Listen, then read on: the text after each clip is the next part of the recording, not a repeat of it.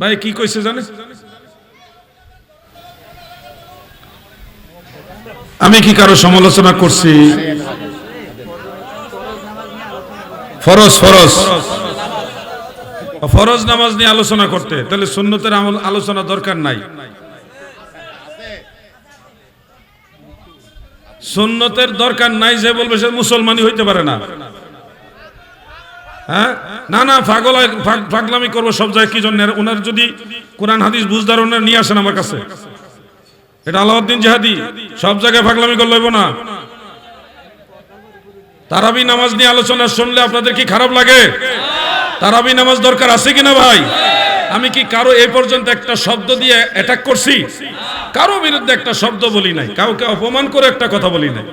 আমি 20 রাকাত তারাবি পড়ি, সাহাবাই কেরাম 20 রাকাত পড়েছেন, সমস্ত সালাফগণ 20 রাকাত তারাবি পড়েছে। 20 রাকাত তারাবির কথা কি চলবে কিনা বলেন? ফরজ নামাজ তো পড়ি আমরা, ফরজ নামাজ ছাড়া কোনো উপায় আছে? ফরজ নামাজের সাথে সুন্নত লাগবে, নফল লাগবে, ওয়াজিব লাগবে, আরো অনেক মুস্তাহাব আমল আছে, সবই তো আমরা আমল করব। ওই যে গজলে তো বললাম একটু আগে, আমল করো নামাজ রোজা কায়েম করো সুন্নিয়াত, আমল করো নামাজ রোজা কায়েম করো সুন্নিয়াত, জিন্দাবাদ জিন্দাবাদ নবীর সেনা, জিন্দাবাদ জিন্দাবাদ জিন্দাবাদ। আমার দাদু ভাইয়েরা, তারাবির নামাজ 20 রাকাত প্রিয় নবীজি পড়েছেন, আমরাও পড়ব। এর বিকল্প যে কোনো কথা আসলে সেটা আমরা গ্রহণ করব। প্রতিনিয়তই ফিতনা বাড়ছে। কখনো শুনি নামাজ পড়ব কিন্তু মোনাজাত নাই, বাদ, মোনাজাত বাদ। এরপরে কি কইলো যে নফল নামাজ না পড়লেও চলে, নফল নামাজ গেল। এরপরে এই সুন্নতটা এটা জরুরি না, গেল, সুন্নতের গুরুত্ব কমলো। এরপরে কি কইলো যে বেতেরের নামাজ ওয়াজিব না, এটা সুন্নত, তাহলে বেতেরের নামাজের পাওয়ার কমাইলো। আবার কথা শুনলাম কিছু ভাইদের যে বেতেরের নামাজও মাঝে মধ্যে না পড়লে অসুবিধা নাই, তাহলে আমল কমে যেতেছে না ভাই? আমল কমে গেলে তো আপনারা খুশি, তাই না? এরপরে আরেক গ্রুপ হয়ে বেরিয়েলো, তারা বলতেছে 5 ওয়াক্ত নামাজ পড়া লাগবে না, 3 ওয়াক্ত নামাজ পড়লে চলবে। এই আহলে কোরআন নামে দল বাড়িছে। তো নামাজ কি তাহলে আমরা 5 ওয়াক্ত বাদ দিয়া 3 ওয়াক্তে যাব? 5 ওয়াক্ত নামাজের কথা বলবো না? এখন 5 ওয়াক্ত নামাজের কথা বললে 3 ওয়াক্ত ওয়ালারা তো গুসা হবেই। আরেক দল বাড়িছে ভণ্ড গ্রুপ, এরা আবার কয় নামাজের কথাই কোরআনে নাই। কি কথা আছে না নাই ভাই? এখন আমরা যদি নামাজের কথা বলি তাহলে এই যে নামাজ বিরোধী যারা, তাদের তো গায়ে লাগবেই। এগুলি লেবাসে মুসলমান হলেও এরা অরিজিনাল মুসলমান না, এরা ইহুদ এবং নাসারাদের দালাল।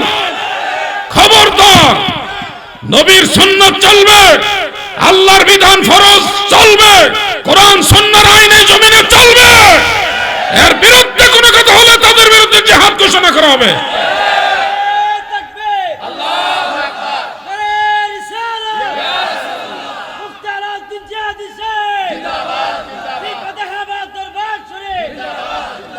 আমাদের দয়াল নবীজি বলেছেন, যাদের চেহারা উজ্জ্বল হবে তাদের পরিচয় হলো তারা আহলুস সুন্নাহ ওয়াল জামাআত। সুবহানাল্লাহ বলেন। জান্নাতে যেতে হলে আপনাকে আহলুস সুন্নাহ ওয়াল জামাআত বা সুন্নি জামাতের আকীদা গ্রহণ করতেই হবে। কারণ তিরমিজি শরীফ এবং মুআজামুল কবির লিতাবারানির মধ্যে উল্লেখ রয়েছে, আল্লাহর হাবিব রাসূল পাক সাল্লাল্লাহু আলাইহি ওয়াসাল্লাম বলেন, সাতাফতারিকু মিন উম্মতি 73 কুল্লুহুম ফিন-নার ইল্লা মিল্লাতান ওয়াহিদা। ক্বালু মান হিয়া ইয়া রাসূলুল্লাহ? ক্বালা মা আনা আলাইহি ওয়া আসহাবি। নবীজি বলেছেন, আমার উম্মত 73 দলে বিভক্ত হবে, 73 দলে আমার উম্মত বিভক্ত হয়ে যাবে। কুল্লুহুম ফিন-নার, সবাই জাহান্নামে যাবে। ইল্লা মিল্লাতান ওয়াহিদা, শুধু একটা দল জান্নাতে যাবে। শোনো হে দেবিদ্বারের মুসলমান, আমি বলছি না, আল্লাহর রাসূলের কথা আমি শোনাচ্ছি। 73 দলে উম্মতে মুসলিমা বিভক্ত হবে, সবাই জাহান্নামে যাবে, শুধুমাত্র এক দল জান্নাতে যাবে। সাহাবায়ে কেরাম প্রশ্ন করলেন, ক্বালু মান হিয়া আও মান হুম ইয়া রাসূলুল্লাহ? নবী গো,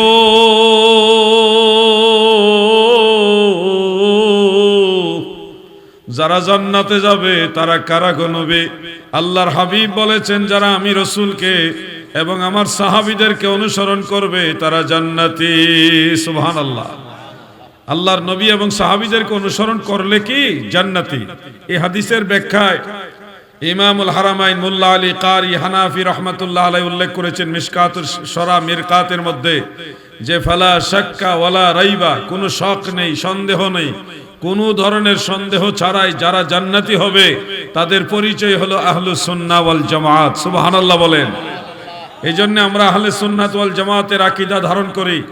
ইমাম আবু হানিফা, ইমাম মালিক, ইমাম শাফিঈ, ইমাম আহমদ বিন হাম্বল, ইমাম বুখারী, ইমাম মুসলিম, ইমাম তিরমিজি, ইমাম আবু দাউদ, ইমাম নাসাই, ইমাম ইবনু মাজাহ, ইমাম বাইহাকি, ইমাম ইবনু হাজার আসকালানি, ইমাম বদরুদ্দিন আইনি, ইমাম আবু জাফর আত-তাহাবি, ইমাম মুল্লা আলী কারি, ইমাম ইবনু হাজার মক্কি হাইতামি, ইমাম নুরউদ্দিন আলী হালাবি, পৃথিবীর যত ইমাম আছে, বড় পীর আব্দুল কাদের জিলানী বাগদাদি, খাজা গরিবে নওয়াজ মুঈনুদ্দিন চিশতি আজমিরি সঞ্জরি, খাজা বাহাউদ্দিন নকশবন্দ আল বুখারী, হযরত শেখ আহমদ সিরহিন্দি মুজাদ্দিদ আল ফিসানি, হযরত শেখ আব্দুল হক মুহাদ্দিসে দেহলভী, শাহ ওলিউল্লাহ মুহাদ্দিসে দেহলভী, সারা পৃথিবীতে যত আইম্মায়ে কেরাম, মুহাদ্দিসিনে কেরাম, মুফাসসিরিনে কেরাম, আউলিয়ায়ে কেরাম ছিলেন, আছেন, সবাই যারা হকের উপর আছেন তাদের পরিচয় হলো তারা আহলুস সুন্নাহ ওয়াল জামাত।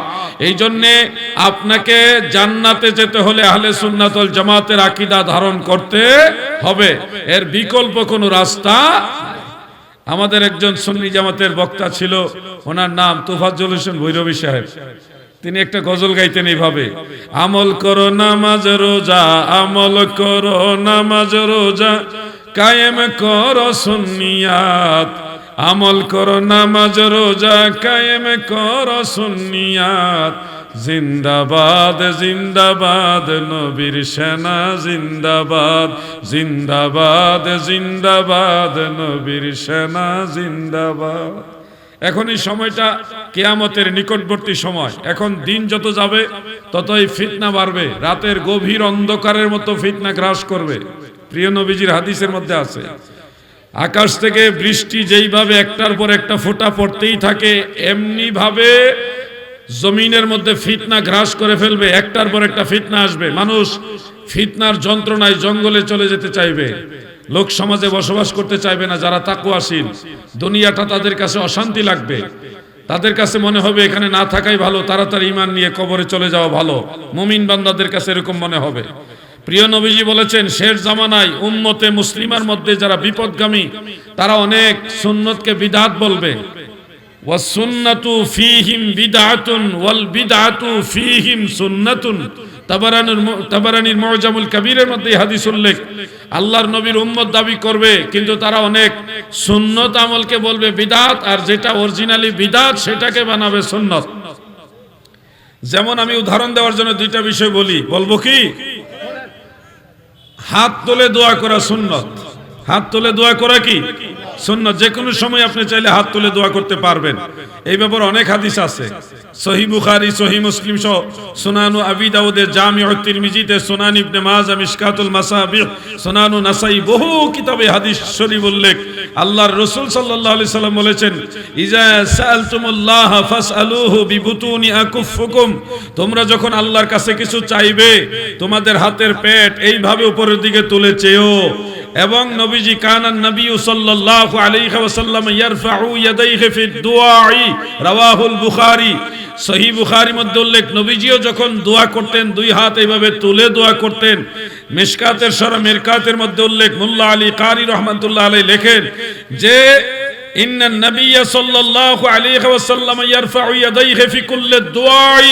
আমার নবীজি সাধারণত প্রত্যেকটা দোয়ার মধ্যে দুই হাত তুলে দোয়া করতেন। সুবহানাল্লাহ। তাহলে হাত তুলে দোয়া করা সুন্নত। হাত তুলে দোয়া করা কি সুন্নত। কিন্তু এই সুন্নত কাজ যদি আপনারা করতে যান, বিভিন্ন সময়ে ফরজ নামাজের পরে, জানাজার পরে, বা বিভিন্ন সময় আপনার মন চাইছে একটু দোয়া করবেন, কবরস্থানে গিয়ে হাত তুলে দোয়া করবেন, এই সুন্নত কাজকে অনেকে বেদাত বলবে। ওই যে 1450 বছর আগে নবীজি বলছে, ওয়া সুন্নাতু ফীহিম বিদআতুন, সুন্নত আমলটা তাদের কাছে হয়ে যাবে বিদআত। আপনি হাত তুলে দোয়া করছেন, এটা অনেকের কাছে মনে হবে বিদআত। ওয়াল বিদআতু ফীহিম সুন্নাতুন, যেটা শরীয়তে আল্লাহর রাসূলের দ্বীনের মধ্যে অরিজিনালি বিদআত, সেটাকে তারা বানিয়ে দিবে সুন্নাত। যেমন ইকামত দেওয়ার আগেই নামাজের জামাতের জন্য ইকামত দেওয়া হয়, একামত দেওয়ার আগেই মুয়াজ্জিন সাহেব আমাদেরকে একটা অ্যানাউন্স করে, দাঁড়িয়ে কাতার সোজা করুন, মোবাইল ফোন বন্ধ করুন। এটা অ্যানাউন্স করা হয় অনেক জায়গায়। তো এই যে অ্যানাউন্সটা করে, এটা কিন্তু অরিজিনালি এই সময়ের জন্য সুন্নত নয়। সুন্নত হলো একামত শেষ হওয়ার পরে ইমাম সাহেব বলবে দাঁড়িয়ে কাতার সোজা করেন, বা ডানে বামে দেখে কাতার সোজা করেন। এটা একামতের আগে বলা সুন্নত নয়। একামত শেষ হলে ইমাম সাহেব এটা বলবেন, ওটা হলো সুন্নত। যার দরুন দেখবেন মক্কা মুকাররমায়, মদিনা মুনাওয়ারায়, হারামাইন শরীফাইনে আজও পর্যন্ত একামত যখন শেষ হয় তখন ইমাম সাহেবরা আরবিতে এই কথাগুলি বলে, সফু সুফুফাকুম, আপনারা আপনাদের কাতারগুলো সোজা করেন, ডানে বামে দেখে কাতার সোজা করেন। এটা ইমাম সাহেব বলে একামত শেষ হওয়ার পরে। আর আমাদের দেশে সেই সুন্নতকে দাফন করে দেওয়া হয়েছে। সুন্নত দাফন করে দিয়ে, মানে সুন্নতের আমল বাদ দিয়ে একামতের আগেই বলা হচ্ছে দাঁড়িয়ে কাতার সোজা করুন। অথচ একামত দেওয়া হয় মুসল্লিদের দাঁড় করানোর জন্য। একামত দেওয়া হয় মূলত মুসল্লিদেরকে দাঁড় করানোর জন্য, যে একামত হচ্ছে, এখন আপনারা দাঁড়ানোর প্রস্তুতি নেন। এখন যদি আপনি একামতের পূর্বেই মানুষদেরকে দাঁড় করিয়ে দেন, তাহলে একামতটা নিরর্থক হয়ে যাচ্ছে। একামত তাহলে কেন দেওয়া হচ্ছে? একামত তো দেওয়াই হয় মানুষদেরকে দাঁড় করানোর জন্য। তাহলে আমি যেটা বোঝাতে চাচ্ছি, যেটা সুন্নত নয় সেটাকে সুন্নত বানাইছে, আর যেটা সুন্নত সেটাকে বিদআত বানাইছে। আমি বলিনি, আল্লাহর নবীর হাদিস। এটা মুআজামুল কাবীর লিতাবারানির মধ্যে উল্লেখ, ওয়া সুন্নাতু ফীহিম বিদআতুন, যেটা সুন্নত তাদের মধ্যে এটা হবে বিদআত, ওয়াল বিদআতু ফীহিম সুন্নাতুন, যেটা অরিজিনালি বিদআত এটা তাদের কাছে হবে সুন্নাত। আমরা আহলুস সুন্নাহ ওয়াল জামাতের মতাদর্শী, সেই সুবাদে পরিষ্কার ভাষায় বলছে, আমরা একামত দিলে সাথে সাথে দাঁড়াবো না। একামত যখন দেওয়া হবে, মুয়াজ্জিন সাহেব যখন হাইয়া আলাস সালাহ বলবে, তখন আমরা দাঁড়াবো। এটা সুন্নত। এটার দলিল কোন কিতাবে আমি আপনাদের দলিল সহকারে বলে দেই। ইমাম আবু আব্দুল্লাহ মুহাম্মদ ইবনে ইসমাইল ইবনে ইব্রাহিম বুখারী রাহমাতুল্লাহ আলাইহি, তিনার উস্তাদ ইমাম আব্দুর রাজ্জাক সানাআনী রাহমাতুল্লাহ আলাইহির লেখা মুসান্নাফু আব্দুর রাজ্জাকের মধ্যে এই হাদিস শরীফটা সনদ সহকারে উল্লেখ রয়েছে। এটা 1200 বছরের আগের কিতাব। কয়শো বছর? 1200 বছরের আগের কিতাব। সেখানে উল্লেখ রয়েছে এইভাবে, আন উম্মে হাবিবাতা রাদিয়াল্লাহু তাআলা আনহা ক্বালাত কানা রাসূলুল্লাহি সাল্লাল্লাহু আলাইহি ওয়াসাল্লাম ফি বাইতি فإذا قال المؤذن حي على الصلاة نهض رسول الله صلى الله عليه وسلم للصلاة। হযরত উম্মে হাবিবা নবীজির স্ত্রী, উম্মুল মুমিনিন হযরত আমিরে মুআবিয়া রাদিয়াল্লাহু আনহুর বোন, নবীজির স্ত্রী, আমাদের মা, তিনি বলেন, আল্লাহর হাবিব মসজিদ নববী ঘেষা হুজরা মুবারকে অবস্থান করতেন। যখন হযরত বিলাল মুয়াজ্জিন যখন হাইয়া আলাস সালাহ বলতেন গো, তখনই আমার নবী হুজরা মুবারক থেকে দ্রুত গতিতে গিয়ে নামাজের মুসাল্লায় ইমামতির জন্য দাঁড়াতেন। সুবহানাল্লাহ। ফতোয়া শামির মধ্যে, ফতোয়া আলমগীরের মধ্যে উল্লেখ রয়েছে। অন্যান্য কিতাব, বিশেষ করে আলিয়া মাদ্রাসা একটা কিতাব পড়ায়, শরহে বেকায়া। শরহে বেকায়া বা শরহে ওয়াকায়া অনেকে পড়ে থাকেন। এটা আলিমে না ফাজিলে পড়ায়? আলেমে পড়ায়। শরহে বেকায়ার মধ্যেই মাসালাটা উল্লেখ আছে। দেখেন, আমরা যেগুলি বলছি এগুলি আমরা নিজের থেকে বলছি না। প্রত্যেকটা আলেমের নজরে এই দলিলগুলি পড়ছে, একবার না একবার পড়ে আসছে, কিন্তু ভুলে গেছে সমাজের চাপে পড়ে। সমাজে এইভাবে চলে, এই জন্য কিতাব যে পড়ে আসছে ওইটা ভুলে গেছে। সব কিতাবে লেখা আছে, ইমাম যদি পূর্ব থেকে মসজিদে উপস্থিত থাকেন, ইনকানাল ইমামু ফিল মসজিদ, ইমাম যদি পূর্ব থেকে মসজিদের ভিতরে উপস্থিত থাকেন, তখন মাসআলা হলো মুয়াজ্জিন যখন বলবে হাইয়া আলাস সালাহ, তখন মুসল্লিরা এবং ইমাম সাহেব সহ দাঁড়াবে। এটাই হলো মুস্তাহাব পর্যায়ের সুন্নত। সেই সুন্নতের উপর আমরা আমল করব ইনশাআল্লাহ। বলেন সবাই, বলেন ইনশাআল্লাহ। আমি আরেকটা বিষয় বলে দেই, যদি ইমাম সাহেব পূর্ব থেকে মেহরাবে না থাকে, এক্ষেত্রে আরেকটা মাসআলা আছে হানাফি মাযহাবের কিতাবে, যেমন আল মুহিতুল বুরহানি, এটা অনেক নির্ভরযোগ্য কিতাব, ইমাম বুরহানুদ্দিন নুমানী রাহমাতুল্লাহ আলাইহির লেখা। সেই কিতাবের মধ্যে আছে, মিশকাতের শরা মিরকাতের মধ্যে মুল্লা আলী কারি রাহমাতুল্লাহ আলাইহি উল্লেখ করেছেন, যদি ইমাম সাহেব মেহরাবে উপস্থিত না থাকেন, মসজিদের পাশে হলো উনি অবস্থান করতেছেন, জামাতের ঠিক টাইম হয়েছে, বোঝানোর জন্য বলছি, ধরেন 8টার সময় জামাত, তিনি ঠিক 8টার সময় মসজিদে প্রবেশ করছেন, মুয়াজ্জিন সাহেবও একামত দেওয়ার জন্য প্রস্তুতি নিয়েছেন। তখন মাসআলা হলো, ইমাম সাহেব যখন মসজিদে জামাতের জন্য প্রবেশ করবেন, তখন মুয়াজ্জিন সাহেব একামত দেওয়া শুরু করে দিবেন, ইমাম সাহেবের আগমনকে কেন্দ্র করে সবাই দাঁড়িয়ে যাবেন, তখন আর হাইয়া আলাস সালার জন্য অপেক্ষা করতে হবে না। এটাও হানাফি মাযহাবের মাসআলা, এটা সহিহ বুখারী এবং মুসলিমের একটা হাদিস আছে, ইযা উকিমাতিস সালাহ ফালা তাকুমু হাত্তা তারাউনি, যখন একামত হয়ে যায় ততক্ষণ তোমরা দাঁড়াবে না যতক্ষণ না আমি রাসূলুল্লাহকে না দেখো। অর্থাৎ ইমাম সাহেব আসতেছেন এটা দেখলে সাথে সাথে দাঁড়িয়ে যেতে হবে, ইমামের আগমনকে কেন্দ্র করে দাঁড়ানো, এটা নবীজির আদেশ। দুইটা মাসালা আশা করি আপনারা বুঝতে পারছেন। কোন আলেম, কোন ইমাম সাহেব যদি একামতের আগে দাঁড়ায় যায়, এটা ওনার ব্যক্তিগত মাসালা, এটা ইসলামের মাসালা নয়। ব্যক্তিগত মাসালা দিয়ে আমরা চলি না। আমি আলাউদ্দিন জাহাদি যা বলছি দলিল সহকারে, রেফারেন্স সহকারে বলছি, নোট করেন। যদি নবীর সুন্নতি জিন্দেগি গঠন করতে চান, নবীর তরিকা মোতাবেক চলতে চান, তাহলে এইভাবে মানতে হবে।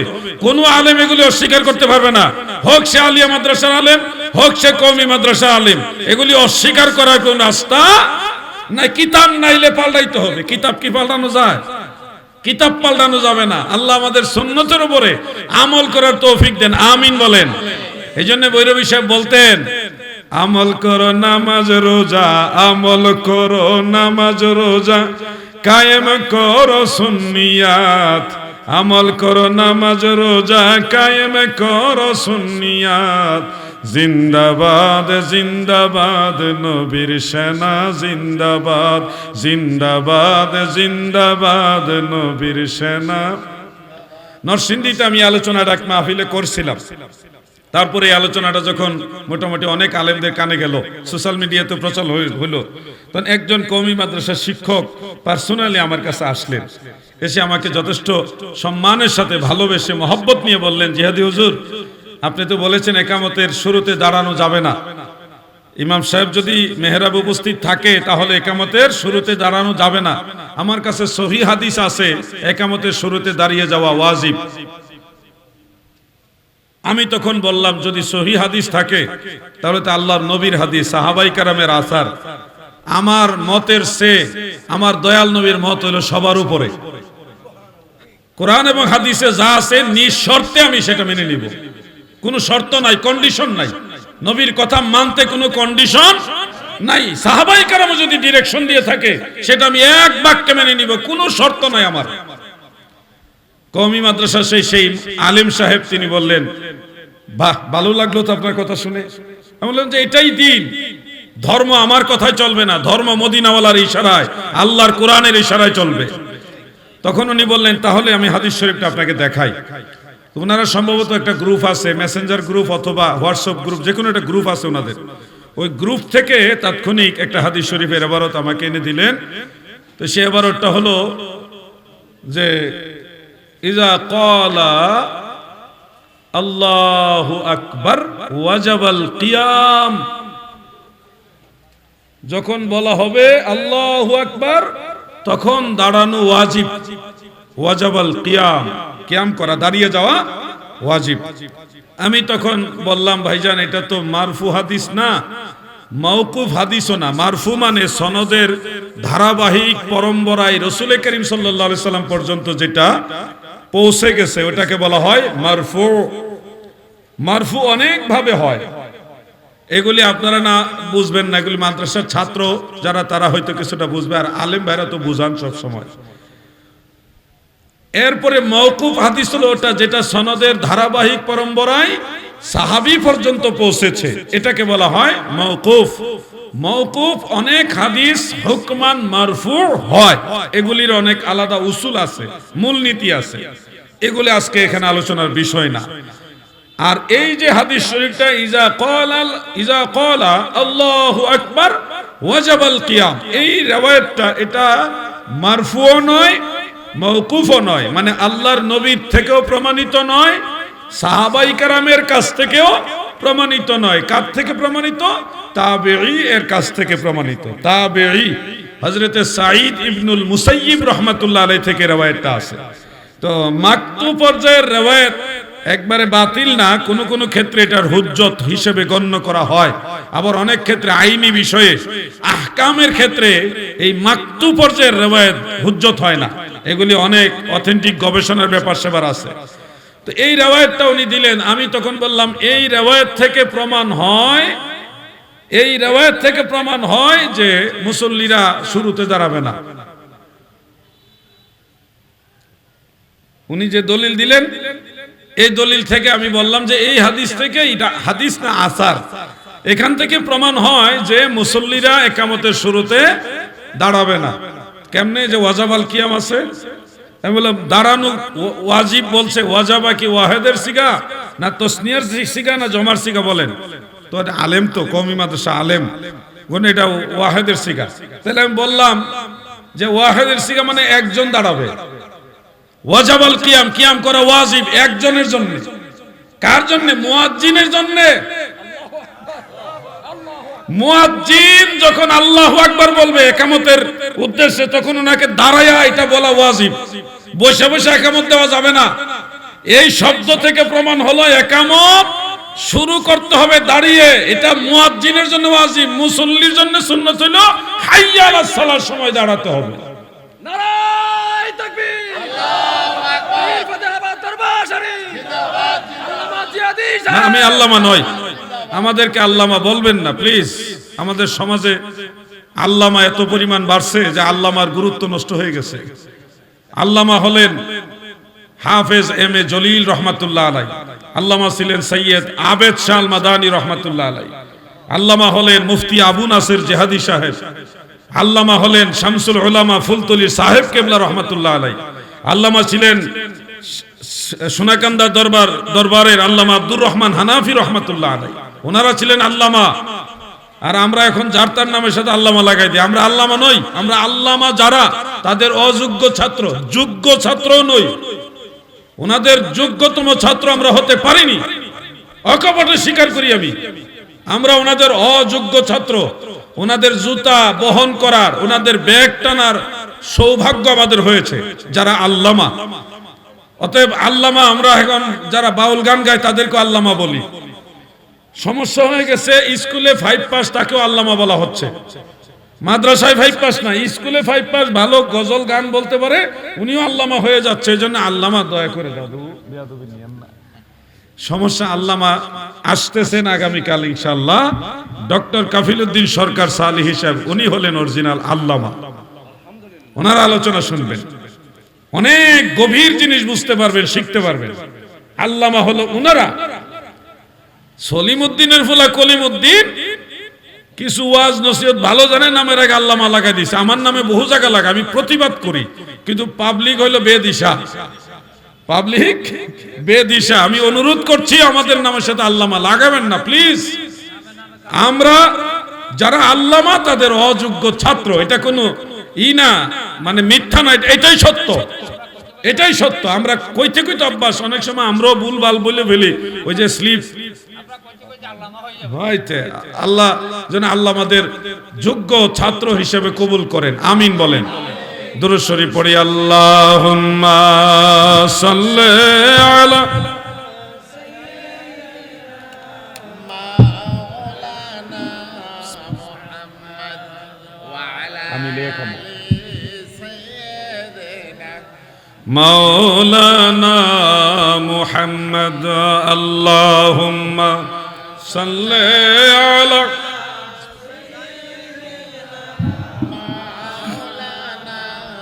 মুহাম্মদ ওয়া আলা আলি।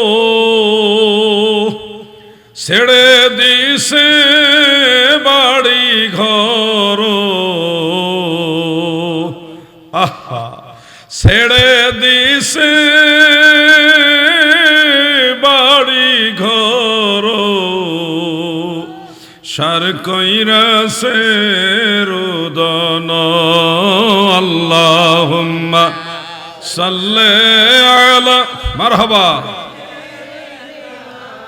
মাওলানা মুহাম্মদ ওয়া আলা আলি মাওলানা। মানুষ মোটামুটি যে কয়জন হয়েছে ভালোই লাগতেছে, তবে আপনারা যদি আওলা জাওলা না বইসা এক জায়গা বইতেন কত সুন্দর লাগতো।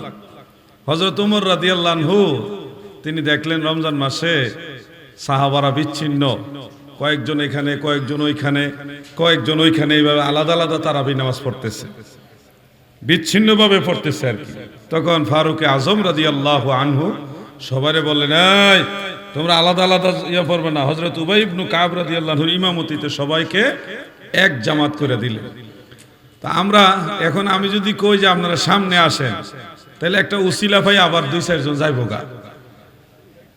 সামনে আসেন কইতেও ডর লাগে, মানুষের ওয়াজ শোনানো যে কত কঠিন এখন, এই মারাত্মক বিষয়। আবার যদি মমতাজ মার্কা বক্তা হইতো তাহলে জায়গা হইতো না, কথা ঠিক আছে না? এখন আপনারা যদি বেয়াদবি মনে না করেন, আমার উপরে যদি অখুশি না হন, তাইলে আপনারা একটু সামনে এসে একটু আগায় এক জায়গায় জড়ো হয়ে বসলে দেখতেও জিনিসটা সুন্দর লাগবে, আমারও কথা বলতে একটু আনন্দ লাগবে। আমার একটা অনুরোধ, আর যদি মনে করেন না হুজুর বসছি জায়গাটা একটু গরম টরম হয়েছে নড়তাম না, তাহলে আপনাদের ইচ্ছার বিরুদ্ধে আমি কিছু করতে রাজি না, বলতেও রাজি না, আপনাদের স্বাধীনতা আছে। একসাথে বসলে সুন্দর লাগে, ভালো লাগে। তারাবি নামাজ নিয়ে যেহেতু কথাটা আয়া পড়ছে, আমি তারাবি নিয়ে একটা কথা বলতে চাই। তারাবি নামাজ নিয়ে আমাদের সমাজে ইদানিং নতুন ফিতনা, যেগুলো আজ থেকে 20-25 বছর আগেও দেখি নাই। আমি যখন ছোট ছিলাম তখনও শুনিনি যে তারাবি নামাজ 8 রাকাত পড়তে হবে। 8 রাকাতের তারাবি এই ধরনের কথাই আগে শুনি নাই। হঠাৎ করে শুনতেছি নতুন মুসল্লি বের হয়েছে, ওনারা এখন 8 রাকাতের ব্যবসায়ী। আমি এই বিষয়টা নিয়ে একটু কথা বলবো কি? মনে রাখবেন, তারাবিহ কখনোই 8 রাকাত হবে না। 8 রাকাতে কখনোই তারাবিহ হবে না। কেন হবে না? কারণ হলো তারাবিহ শব্দটা বহুবচন। বহুবচন আরবি গ্রামার মোতাবেক হতে সর্বনিম্ন সংখ্যা 3 লাগে। কারণ বাংলা ব্যাকরণ ইংলিশ গ্রামারে বহুবচন হয়ে যায় 2 সংখ্যা হইলেই। একটা হইলে এক বচন, 2টা হইলে বহুবচন। সিঙ্গুলার নাম্বার আর একটা কি? মাশাআল্লাহ, ম্যাক্সিমাম সবাই শিক্ষিত এখানে। তো এই যে আরবি বাংলা ব্যাকরণ আর ইংলিশ গ্রামারের চেয়ে আরবি ব্যাকরণে আলাদা একটা সিস্টেম, সেখানে এক বচনের পরে দ্বিবচন আছে, ওয়াহিদের পরে তাসনিয়া আছে, তাসনিয়া যেটা দ্বিবচন। 2টা হলে বহুবচন হয় না, 2টা হলে দ্বিবচন হয়। বহুবচন হইতে হলে 3 সংখ্যা লাগে। তো এই দৃষ্টিতে 4 রাকাতে এক তারবিহা হয়, 4 রাকাতে তারাবি হয় না। 4 রাকাতে এক তারবিহা হয়, 4-4 8 রাকাতে 2 তারবিহা মানে তারবিহাতানে হয়, তাসনিয়ার সিগা হয়। তারবিহাতান মানে 2 তারবিহা হইছে, তারাবি হয়নি। তারাবি হতে হলে কমপক্ষে 3-4 মিলে 12 রাকাত হওয়া লাগবে। 12 রাকাতের নিচে তারাবি এই নাম বাস্তবায়ন হবে না। এখন যারা 8 রাকাত পড়েন আর নাম দিয়েছেন তারাবি, এরা যে ধোঁকাবাজ, মানুষের আমল নষ্টকারী, তার প্রমাণ হলো তাদের নামের সাথে কাজের মিল নাই। আমার কথাগুলি কারো না কারো বিরুদ্ধে যাবে, গেলে কিছু করার নাই, সত্য কথা বলতেই হবে। তারাবি নামাজ কখনোই 8 রাকাত হবে না। তারাবি নামাজ কত রাকাত হবে? নবীজি যত রাকাত পড়ছে তত রাকাত হবে। কি কথা একমত আছেন আপনারা? আল্লাহর নবী যত রাকাত তারাবি পড়েছেন তত রাকাত হবে তারাবি। এখন প্রশ্ন হলো, নবী করিম সাল্লাল্লাহু আলাইহি ওয়াসাল্লাম কত রাকাত তারাবি পড়েছেন? কত রাকাত তারাবি পড়েছেন? প্রশ্ন এটা। সহিহ হাদিসে আমি একটা রিওয়ায়াত পেয়েছি, মাশিখাতুল বাগদাদ সেই কিতাবের মধ্যে, মাশিখাতুল বাগদাদ সেই কিতাবে বিশুদ্ধ সনদে, সহিহ সনদে উল্লেখ করেছে এইভাবে, عن جابر بن عبد الله رضي الله تعالى عنه قال خرج رسول الله صلى الله عليه وسلم رمضان فصلى بالناس 24 ركعة سبحان الله। হযরত জাবির ইবনে ইবনে আব্দুল্লাহ বলেন, আমার দয়াল নবী মাহে রমাদানে হুজরা মুবারক থেকে বের হলেন, ফাসাল্লা বিন্নাস, লোকদেরকে নিয়ে জামাতের সাথে আদায় করলেন 24 রাকাতান, 24 রাকাত নামাজ জামাতে আদায় করলেন, জামাতের সাথে আদায় করলেন। কত রাকাত? তাহলে কি তারাবি 24 রাকাত? না, আপনারা খেয়াল করেন, এশারের নামাজ, তারাবি নামাজে, পুরো নামাজে টোটালি যেই নামাজগুলি জামাতের সাথে পড়তে হয়, বেতেরের নামাজ নবীজির জামানায় জামাতে ছিল না। বেতেরের নামাজের জামাত চালু হয়েছে হযরত ওমর ফারুক রাদিয়াল্লাহু আনহুর খেলাফতের আমলে। এরপরে থেকে ফিকর মাসালা হলো মাহে রমাদান রিলেটেড, শুধুমাত্র মাহে রমাদানে বেতেরের নামাজ জামাতে পড়া মুস্তাহাব। রমজান শরীফের বাইরে কখনোই আর বেতেরের নামাজ জামাত পড়া যাবে না। এটা হানাফি মাযহাবের চূড়ান্ত রায়। শারহু মাআনিল আসার পড়লে আপনারা এই মাসালাটা পেয়ে যাবেন, আর অন্যান্য কিতাবও আছে। আর নবী করিম সাল্লাল্লাহু আলাইহি সাল্লামের জামানায় জামাতের সাথে নামাজ পড়া হতো 24 রাকাত। 4 রাকাত হলো ফরজ, এশারের ফরজ নামাজ জামাতে হইতো, সুন্নত তো জামাতে হইতো না, নফল জামাতে হইতো না, জামাতে হইতো তারাবির নামাজ। আল্লাহর নবী সাহাবীদেরকে নিয়ে 24 রাকাত নামাজ জামাতে পড়েছেন। এর মধ্যে 4 রাকাত হলো এশারের ফরজ আর 20 রাকাত হলো তারাবি। তাহলে সহিহ হাদিস থেকে আমরা পেলাম, সহিহ হাদিস থেকে পেলাম আল্লাহর রাসূল সাল্লাল্লাহু আলাইহি ওয়াসাল্লাম ও সাহাবায়ে কেরাম তারাবি পড়েছে 20 রাকাত। দেবিদ্বারে মুসলমান পীর ফাতেহাবাদ দরবার শরীফের প্রতিবেশীরা, এই দরবারের ভক্ত মুরিদান মুহিব্বিন যারা আছেন, আপনাদের কাছে আমার একটা প্রশ্ন, আল্লাহর নবী যদি 20 রাকাত তারাবি পড়ে, আপনারা কত রাকাত পড়বেন? জোরে বলেন, কত রাকাত? 8 রাকাতের ব্যবসায়ী যারা আছেন শুনুন, আপনাদের দলিলগুলি যে আমরা জানি না তা না, আপনারা দলিল দিবেন বুখারী শরীফ থেকে। কি দলিল দিবেন?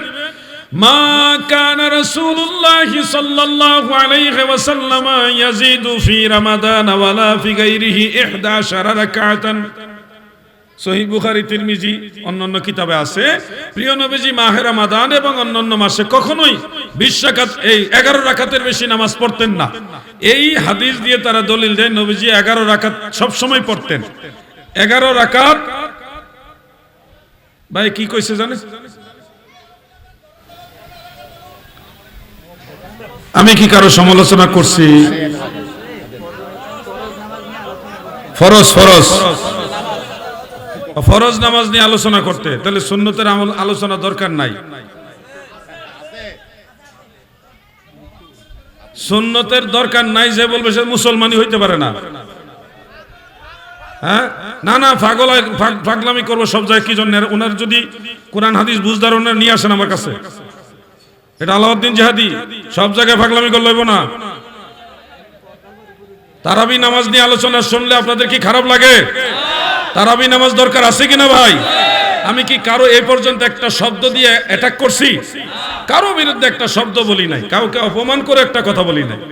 আমি 20 রাকাত তারাবি পড়ি, সাহাবায়ে কেরাম 20 রাকাত পড়েছেন, সমস্ত সালাফগণ 20 রাকাত তারাবি পড়েছে। 20 রাকাত তারাবির কথা কি চলবে কিনা বলেন? ফরজ নামাজ তো পড়ি আমরা, ফরজ নামাজ ছাড়া কোনো উপায় আছে?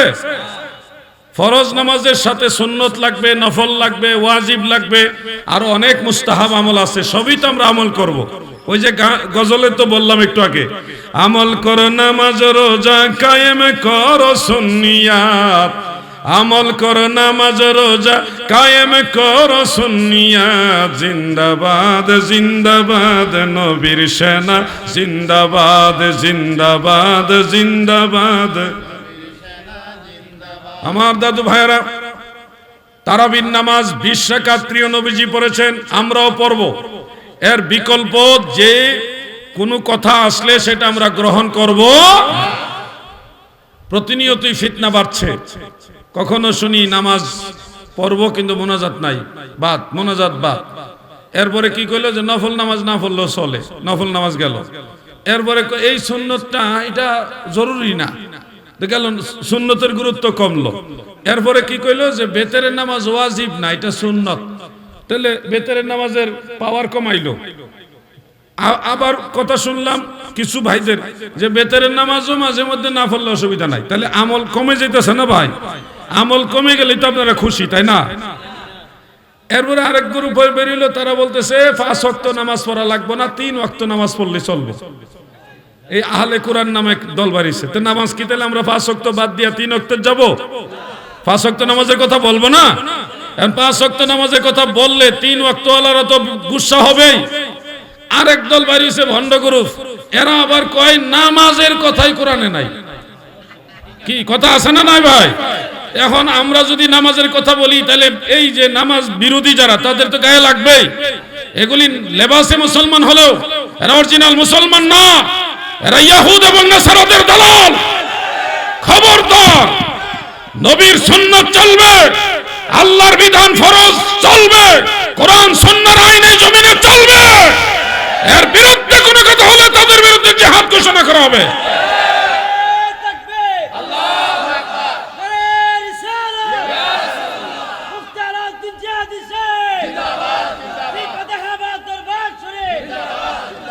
প্রিয় ভাইরা আমার, তারাবির নামাজ আমরা যারা পড়ি, পড়তে গিয়ে আমাদের আরো বিশেষ কিছু আমল আছে। সম্ভব হলে এই আমলগুলি আপনারা করবেন।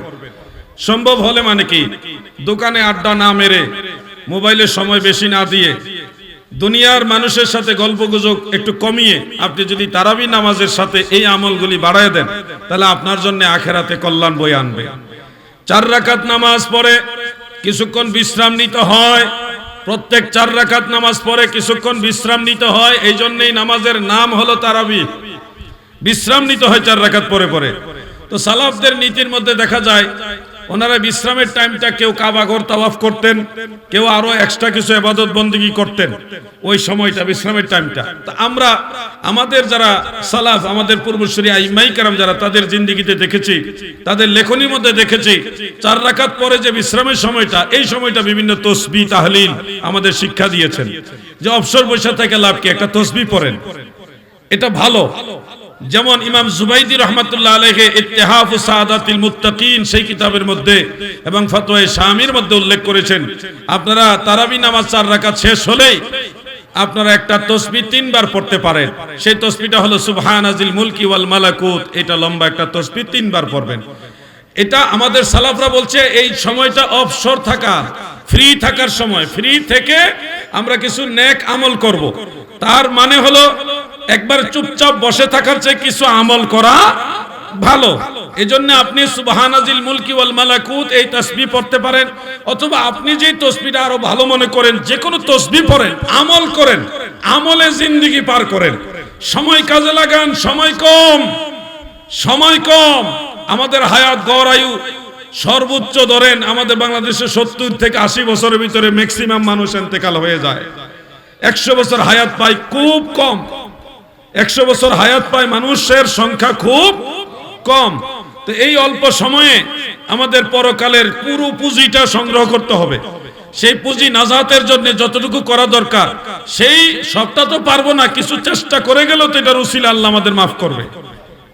এই জন্য 4 রাকাত পরে পরে আপনারা সুবহানাজিল মুলকি ওয়াল মালাকুত এই তাসবিহ আদায় করতে পারেন।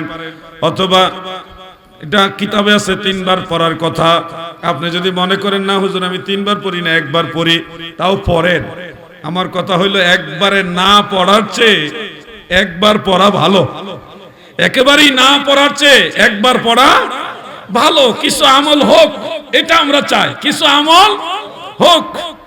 এরপরে ধরেন নফল নামাজ হিসেবে যে কোনো দিনের হোক রাতের হোক, যে কোনো নফল নামাজে 2 রাকাত পরে পরে আপনি দোয়া করতে পারবেন হাত তুলে। 2 রাকাত পরে পরে আপনি হাত তুলে দোয়া করতে পারবেন, এটার অনুমতি আছে। যেমন তিরমিজি শরীফে এবং সহিহ ইবনে খুজাইমার মধ্যে আছে যে as-salatu masna masna তাশাহুদু ফি কুল্লি রাকাতাইনে। নামাজ হলো 2 রাকাত, 2 রাকাত করে ভাগ। প্রত্যেক 2 রাকাত পরে আছে তাশাহুদ। এই তাশাহুদ পাঠ করবেন। নামাজ আছে খুশু, খুজু, বিনয়, নম্রতা। এরপরে প্রিয় নবীজি রাসূল আকরাম সাল্লাল্লাহু আলাইহি ওয়াসাল্লাম বলেন সুম্মা তুকমি ইয়াদাইকা, তুমি এরপরে 2 হাত উঁচু করো। ইরফা ইয়াদাইকা, সরার মধ্যে উল্লেখ আছে 2 হাত উঁচা করো এবং বলো ইয়া রব্বি, ইয়া রব্বি, হে আমার রব, হে আমার রব, হে আমার আল্লাহ। মানে তোমার মনের চাওয়া পাওয়া আল্লাহর সাথে শেয়ার করো। এইভাবে যে কোনো নফল নামাজ পড়লে 2 রাকাত পরে পরে কিংবা 4 রাকাত পরে পরে আপনারা হাত তুলে দোয়া করতে পারবেন যদি আপনারা চান। এটা জরুরি না হলেও সুযোগ হইলে আপনারা এটা আমল করতে পারবেন। যার ধরুন আমরা ছোটবেলায় যখন তারাবি নামাজে যেতাম, দেখতাম প্রত্যেক 4 রাকাত পরে পরে সুবহানাজিল মুলকি ওয়াল মালাকুত 3 বার তো পড়তোই, মুনাজাত করত, প্রত্যেক 4 রাকাত পরে পরে মুনাজাত করত। আপনাদের দেবিদ্বারের কথা আমি জানি না, আমি কসবার খবর জানি, ওখানে এইভাবে আমল করত, ছোটবেলায় আমি দেখেছি। কিন্তু এখন সুবহানাজিল মুলকি ও নাই, মুনাজাত নাই, তারাবি নামাজ পুরোটাও নাই। এই দরবারে আছে, জোরে বলি মারহাবা। এই দরবারে আমল আছে। আসলে ওলিয়া উলিয়া যারা, পীর মুর্শিদ যারা, তারা কিন্তু নবীর সুন্নতি জিন্দেগিটা, আমলি জিন্দেগিটা মানুষের মাঝে কায়েম করে রাখছে। জিকিরের মজলিস, দুয়ার মজলিস, তাবারক বিতরণ, মানুষকে মেহমানদারি করা মজলিস, অনেক নেক আমল করা মজলিসগুলো বিভিন্ন ওলি আল্লাহরা, পীর ফকিররা এগুলি জারি রাখছে। আমরা কিন্তু দেখি, যেমন আস্তে আস্তে দেখলাম আপনাদের এই অঞ্চলে মনে একটা জায়গার নাম পীরগঞ্জ আছে। পীরগঞ্জ, পীরগঞ্জ নামে বাংলাদেশে অনেকগুলো জায়গা আছে, অনেকগুলো জায়গা, থানাও আছে। এই পীরগঞ্জ, আমাদের কসবাতে একটা জায়গা আছে 3 লাখ পীর আছে না? কেন নামকরণ হয়েছে আল্লাহু আলাম, তবে পীরের কথাটা ওখানে অ্যাড করা। এরকম অনেক জায়গা আছে পীর মাশায়েখদের সম্মানার্থে নামকরণ করা হয়েছে।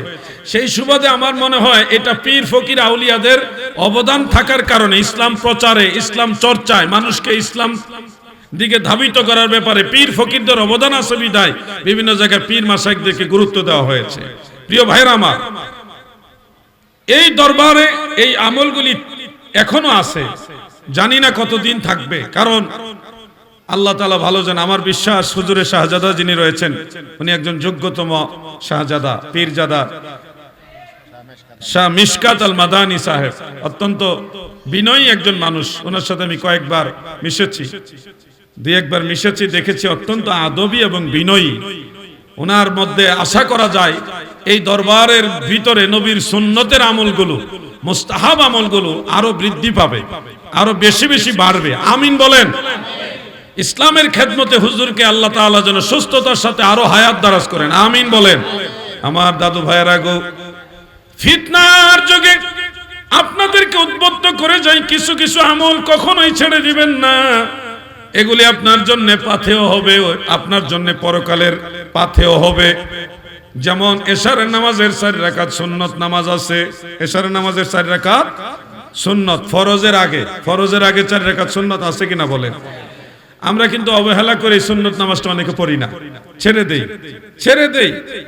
অনেকে কি করে জানেন, একটু দেরি করে মসজিদে যায়, যায়া এমন টাইমে মসজিদে ঢুকে যে লাল বাতিটা যেন জ্বলে। দাদু জি,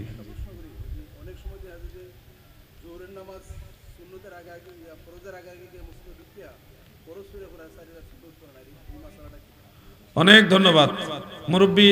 একটা সুন্নত সংক্রান্ত গুরুত্বপূর্ণ একটা প্রশ্ন অবতারণা করলেন।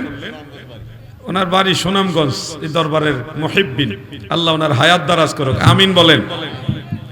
ওনার প্রশ্নটাকে আমি বলবো, এরপর আমি এশারের সুন্নতের কথাটা বলবো ইনশাআল্লাহ। ওনার বিষয়টা হলো এরকম যে অনেকেই জোহরের নামাজ মসজিদে পড়তে যায়, যেতে গিয়ে দেখা যায় মসজিদে জামাত শুরু হয়ে গেছে, সুন্নত পড়তে পারে নাই, সুন্নতটা ফৌত হয়ে গেছে। এক্ষেত্রে উনি ফরজ পড়ছে, পরে 2 রাকাত সুন্নতও পড়ছে, পয়রা চলে আসছে, আর আগের 4 রাকাত সুন্নত পড়েনি। তো এই ক্ষেত্রে ওনার করণীয় কি? মনে রাখবেন, জোহরের নামাজের ফরজের পূর্বে 4 রাকাত সুন্নত যেটা, এটা সুন্নতে মুআক্কাদা। দিনে 12 রাকাত সুন্নত রয়েছে যেগুলি দয়াল নবীজি কখনোই মিস করতেন না। 12 রাকাত, কয় রাকাত? যেমন ফজরের 2 রাকাত সুন্নত, জোহরের প্রথম 4 রাকাত, শেষে 2 রাকাত, 6, আর ফজরের 2 হইল কত? 8। এরপরে মাগরিবের ফরজের পরে 2 রাকাত সুন্নত, সুন্নতে মুআক্কাদা, কত হইল? 10। এশারের ফরজের পরে 2 রাকাত সুন্নত, এই হইল 12। এই 12 রাকাত নামাজ আমাদের দয়াল নবীজি কখনোই মিস করতেন না, নিয়মিত আমল করতেন।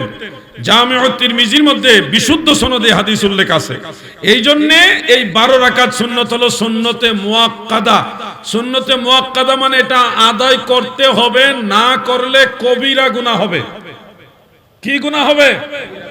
মনে রাখবেন উসুল রয়েছে, কিছু মূলনীতি রয়েছে। মূলনীতি মোতাবেক সুন্নতে মুআক্কাদা তরক করা কবিরা গুনাহ বিনা উজরে। খেয়াল করে শুনবেন। এই জন্যে কেউ যদি জোহরের ফরজের পূর্বের 4 রাকাত সুন্নত বিনা উজরে মুসাফির হালতে আছেন, তাহলে আপনার জন্য এটা লাজেম না। বা এরকম যদি কোনো ওজর থাকে, বিনা উজরে যদি 4 রাকাত সুন্নত ছেড়ে দেন, পরে আর আদায় না করেন, তাহলে আপনার একটা কবিরা গুনাহ লেখা হবে। কবিরা গুনাহ মানে তওবা ছাড়া এই গুনাহ মাফ হয় না। কবিরা গুনাহ তওবা ছাড়া মাফ হয় না। খুব মারাত্মক গুনাহ এটা। এখন হুজুর কি করণীয়? আমি তো সুন্নতটা আগে পাইনি, মসজিদে যেতে যেতে জামাত শুরু হয়ে গেছে, আমার এখন কি করণীয়? সেক্ষেত্রে আপনার জন্য মাসআলা হলো, আপনি জোহরের নামাজ জামাতের সাথে আদায় করছেন, করার পরে প্রথমত ওই ফৌত হয়ে যাওয়া 4 রাকাত সুন্নত আদায় করবেন, যেটা বাদ পড়েছে আপনার। এই 4 রাকাত সুন্নত আগে আদায় করবেন, শেষে 2 রাকাত সুন্নত আদায় করবেন। আজকে আমাকে আজাদ ভাই এই প্রশ্নটা করছিলেন, দেখেন আপনার দিলের সাথে ওনার দিলের একটা মিল, মানুষের একটা শিক্ষা। কথাটা কি বুঝতে পারছেন আপনারা? যেই সুন্নতটা আপনার বাদ পড়ে গেছে এটা আগে আদায় করবেন, ধারাবাহিকতা রক্ষা করবেন। এরপরে দ্বিতীয় 2 রাকাত সুন্নত এটা আদায় করে শেষে 2 রাকাত নফল নামাজ আদায় করবেন ইনশাআল্লাহ। বলেন, আমল করেন বাইরে। আমরা আমাদের দায়িত্ব নবীজির দাওয়াতটা, নবীজির তরিকাটা আপনাদের কাছে পৌঁছায় দেওয়া, আপনাদের জানায় দেওয়া। আচ্ছা, প্রশ্নগুলি আরো কয়েক মিনিট পরে নিই। আমার ইচ্ছা আছে 2-3টা আমলের কথা বলার, যেগুলি এই সময়ের জন্য দরকার। আমি একটা নিয়ত করছি আর কি, 5-7 মিনিট যদি যায়ও তাও আমি এর পরে প্রশ্নগুলি নিব। আপনারাও প্রয়োজনে প্রশ্ন করবেন। উনি যেমন প্রশ্ন করছে আদবের সাথে, আপনারাও প্রশ্ন করবেন, অসুবিধা নাই। আমি সব জানি এটা দাবি করি না, তবে আমার জানা থাকলে আমি আপনাকে সহযোগিতা করবো ইনশাআল্লাহ। জানা না থাকলে ওকে, আরেকজনের কাছ থেকে আমি জেনে আপনাকে বলবো। এটা কোনো শরমের কিছু না, তাই না? একজন ব্যক্তি যদি বলে দুনিয়ার সব আমি জানি, তাহলে বুঝতে হবে সে অসুস্থ। সে কি অসুস্থ? আমার দাদু ভাইয়েরা গো, আচ্ছা বলেন।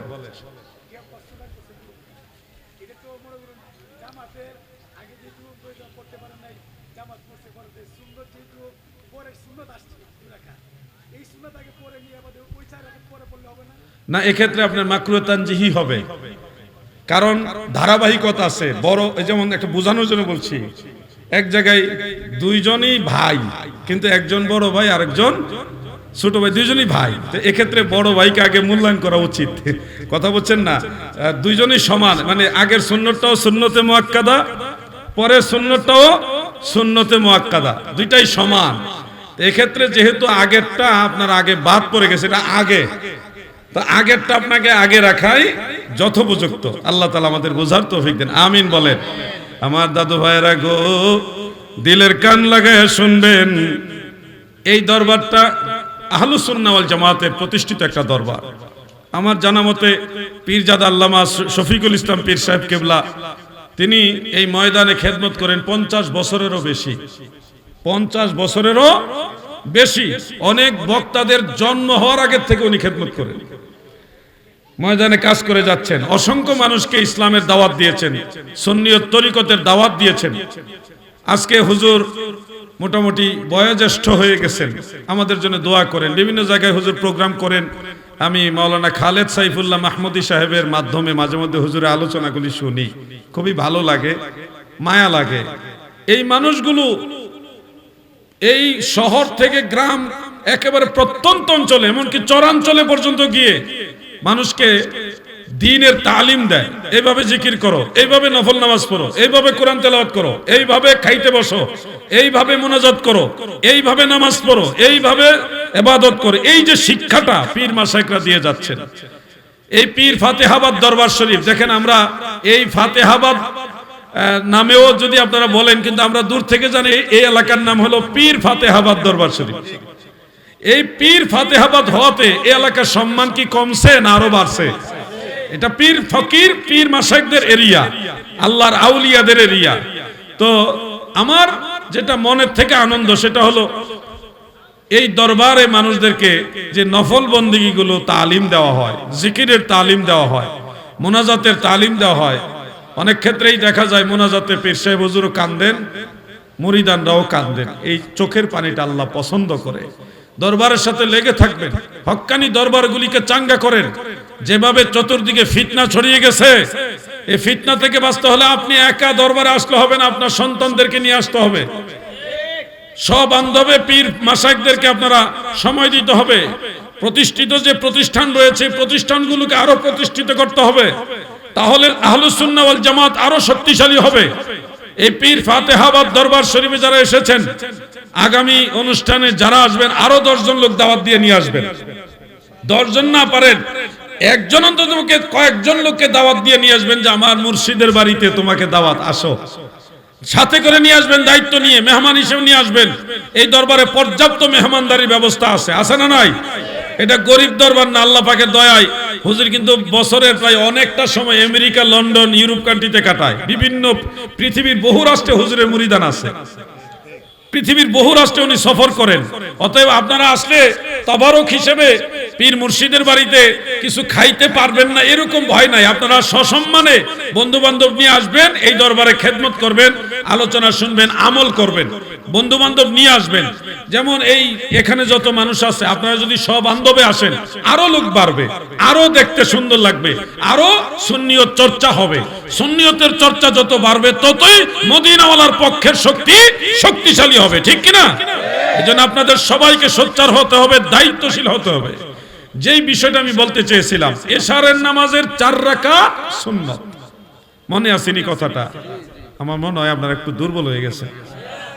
এশারের নামাজের 4 রাকাত সুন্নাত যারা ছেড়ে দিচ্ছেন গো, আপনাদের জন্য স্মরণ করে দে।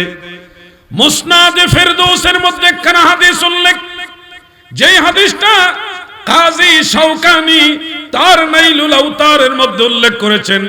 হাফেজুল হাদিস ইমাম মুনজিরি রাহমাতুল্লাহ আলাইহি আত-তারগীব ওয়াত তারহিবের মধ্যে হাদিসখানা উল্লেখ করেছেন, অন্যান্য কিতাবে আছে। দয়াল নবী বলেন, যে হাদিস শরীফটা হাফেজ ইবনু হাজার আসকালানী রাহমাতুল্লাহ আলাইহির আদ-দারায়া ফি তাখরিজ আহাদিসিল হিদায়া, সেখানে আম্মা জান আয়েশা থেকে এবং হযরত আবু দারদা রাদিয়াল্লাহু আনহু থেকে উল্লেখ করেছেন। সেখানে উল্লেখ করেছেন, কেউ যদি এশারের নামাজের ফরজের পূর্বে মান সাল্লা আরবা রাকাতিন ক্বাবলাল ইশাই, যদি কেউ এশারের ফরজের পূর্বে 4 রাকাত সুন্নত নামাজ আদায় করে, সারা রাত দাঁড়িয়ে তাহাজ্জুদ নামাজ পড়লে যত নেকি, ওই সুন্নত নামাজ পড়লে সমান নেকি আল্লাহ দান করবে। সুবহানাল্লাহ, কত মহান সম্মান আল্লাহ আমার দয়াল নবীজির উসিলা দিয়েছেন।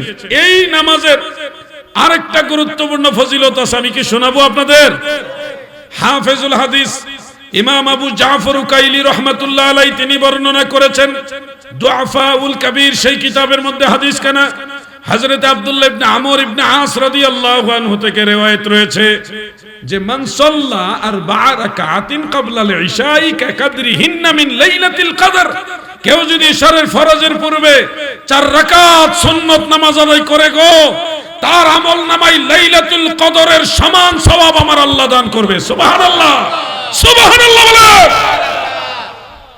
বছর ঘুরে মাহে রমাদানের শেষ 10 দিনের বেজুর রাতে লাইলাতুল কদর আসে, আর সেই লাইলাতুল কদর তো আমরা পাই, চেষ্টা করলেই পাই। আর আপনি যদি এশারের সুন্নত নামাজটা আদায় করেন, আল্লাহ তাআলা প্রত্যেক দিন আপনার আমল নামায় লাইলাতুল কদরের সমান সওয়াব দিবে। এই মহান সম্মান আপনারা কি হাসিল করতে চান কিনা, অর্জন করতে চান কিনা? গত 3 থেকে 3.5 বছর মতো আগে কয়েকজন আলেমী আমাকে বলছিলেন এশারের 4 রাকাত সুন্নতের কোনো দলিল হাদিসে নাই। কয়েকজন আলেম বলছিলেন আমাকে, তা আমি তখন ওইটা জানতাম আদ-দারায়ার কথা ফি তাখরিজ আহাদিসিল হিদায়া। তো এই কিতাবটা আমার কাছে আছে আলহামদুলিল্লাহ, ইমাম ইবনু হাজার আসকালানী, সেখানে 2টা riwayat আছে। তো 2টা riwayat দিছি, পরে উনি বলতেছে আশ্চর্য ব্যাপার, অমুক অমুক অমুক অমুক শায়েখ বলছে এই সুন্নতের দলিল নাই। তো অমুক অমুক অমুক শায়েখদের চাইতে হাফেজ ইবনু হাজার আসকালানী ছোট না বড় জিগাইলাম, বলেন কি উনার সাথে তুলনাই হবে না। 6 লক্ষ হাদিসের সনদ উনি মুখস্থ জানতেন। পৃথিবীতে উসুলে হাদিসের 4 জন ব্যক্তি রয়েছে খুঁটি হিসেবে, সেই 4 জন ব্যক্তির মধ্যে একজন হলো ইমাম ইবনু হাজার আসকালানী। সেই ইমাম ইবনে হাজার আসকালানী এশারের সুন্নতের কথা রিওয়ায়াত সহকারে উল্লেখ করেছেন। আল্লাহ যেন সব ভাইকে এই বিষয়গুলি বুঝার এবং আমল করার তৌফিক দেন, বলেন আমিন। এবার আমি প্রশ্নোত্তরের দিকে চলে যাচ্ছি।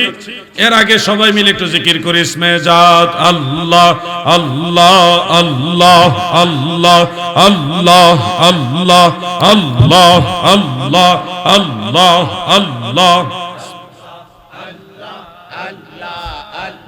ডাকেন না, সবাই মিলে জিকির করেন আল্লাহ আল্লাহ আল্লাহ আল্লাহ আল্লাহ আল্লাহ আল্লাহ আল্লাহ আল্লাহ আল্লাহ আল্লাহ আল্লাহ আল্লাহ আল্লাহ। মাশাআল্লাহ, এই দেখেন কি সুন্দর জিকির করে আল্লাহ আল্লাহ আল্লাহ আল্লাহ। মাশাআল্লাহ, আল্লাহ জিকির করো, জিকির করো আল্লাহ আল্লাহ আল্লাহ আল্লাহ আল্লাহ আল্লাহ।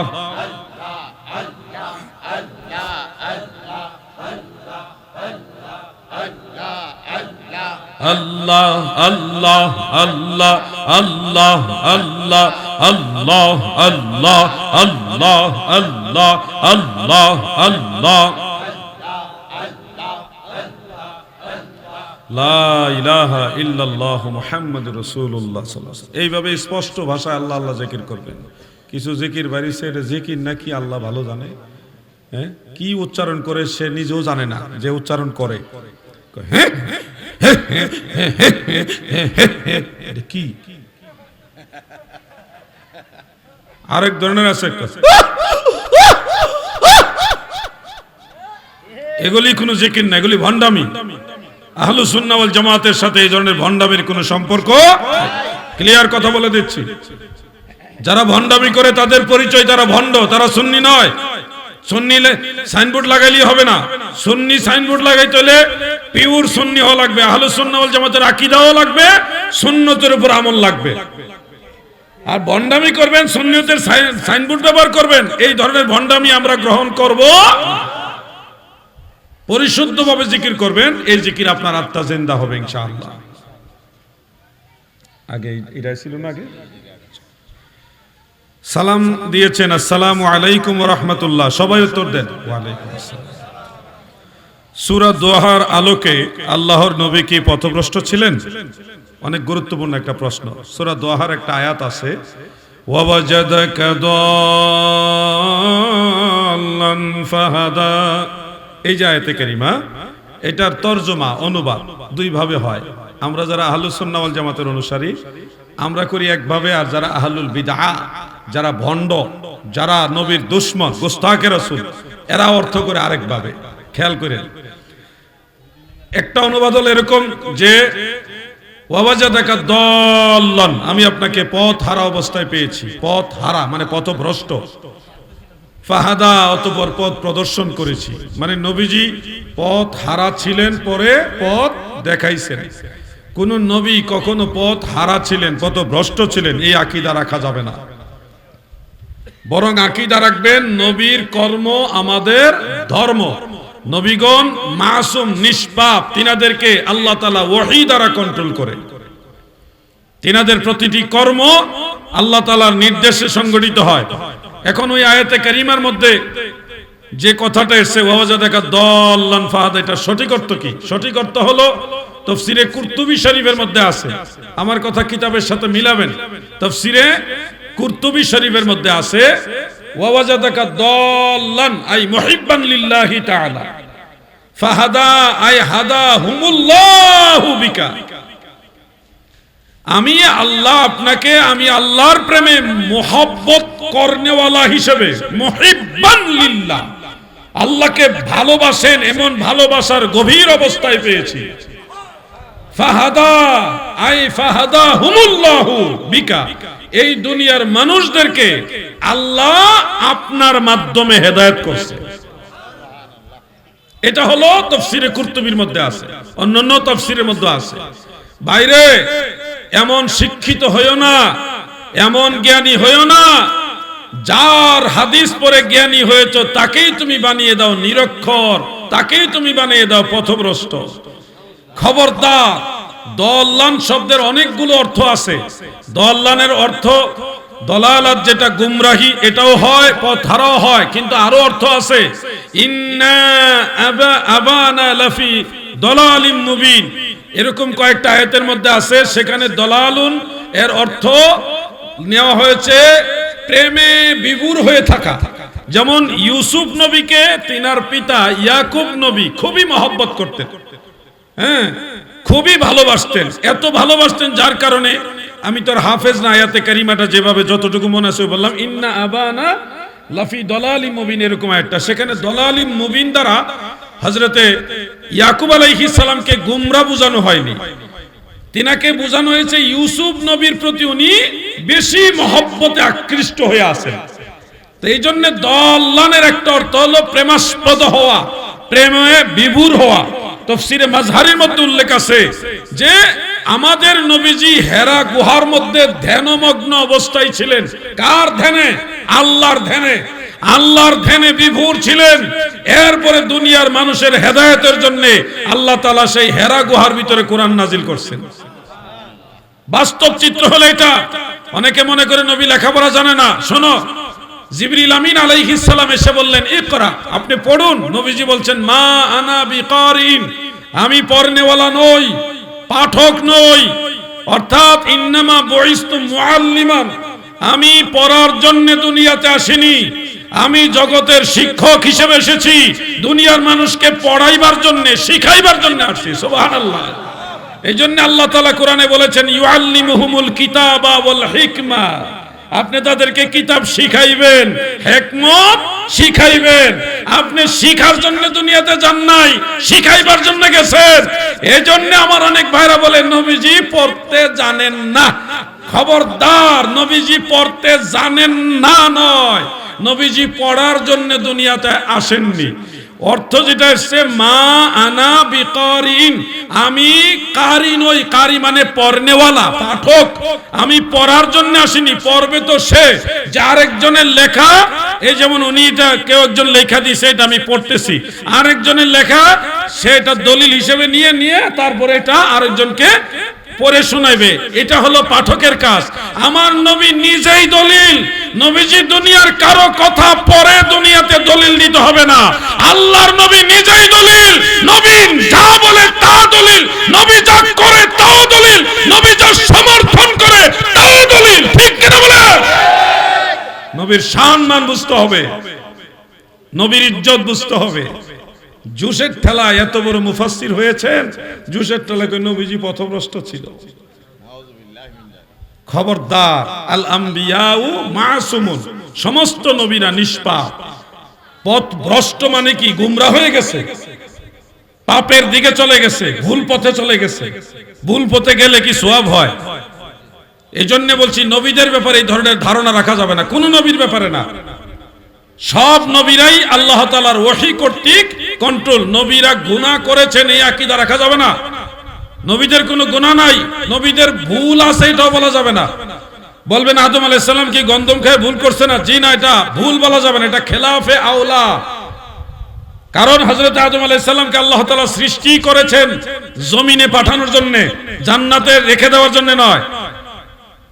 ইন্নী জাইলুন ফিল আরদে খলিফা, ফিল আরদে খলিফা, জমিনের জন্য ওনাকে খলিফা বানানো হয়েছে। এই জমিনে পাঠানোর একটা প্রক্রিয়া হলো গন্ধম গাছ। এটা ছিল একটা মাধ্যম, এটা আল্লাহর ইচ্ছায় সংগঠিত হয়েছে। আমাদের অবস্থান থেকে বড় জোরে বলতে পারবো এটা খেলাফে আওলা, উত্তমতার বর্জন। ভুল বলা যাবে না। নবীর কর্ম আমাদের ধর্ম। আমাদের নবীজি নামাজ পড়াইতে গিয়ে সালাম ফিরাইছেন 4 রাকাতের নামাজ পড়াইতে গিয়ে 3 রাকাতে সালাম ফিরাইছেন। অনেকে ভুল ধরে বসে নবী ভুল করছে, নাউজুবিল্লাহ।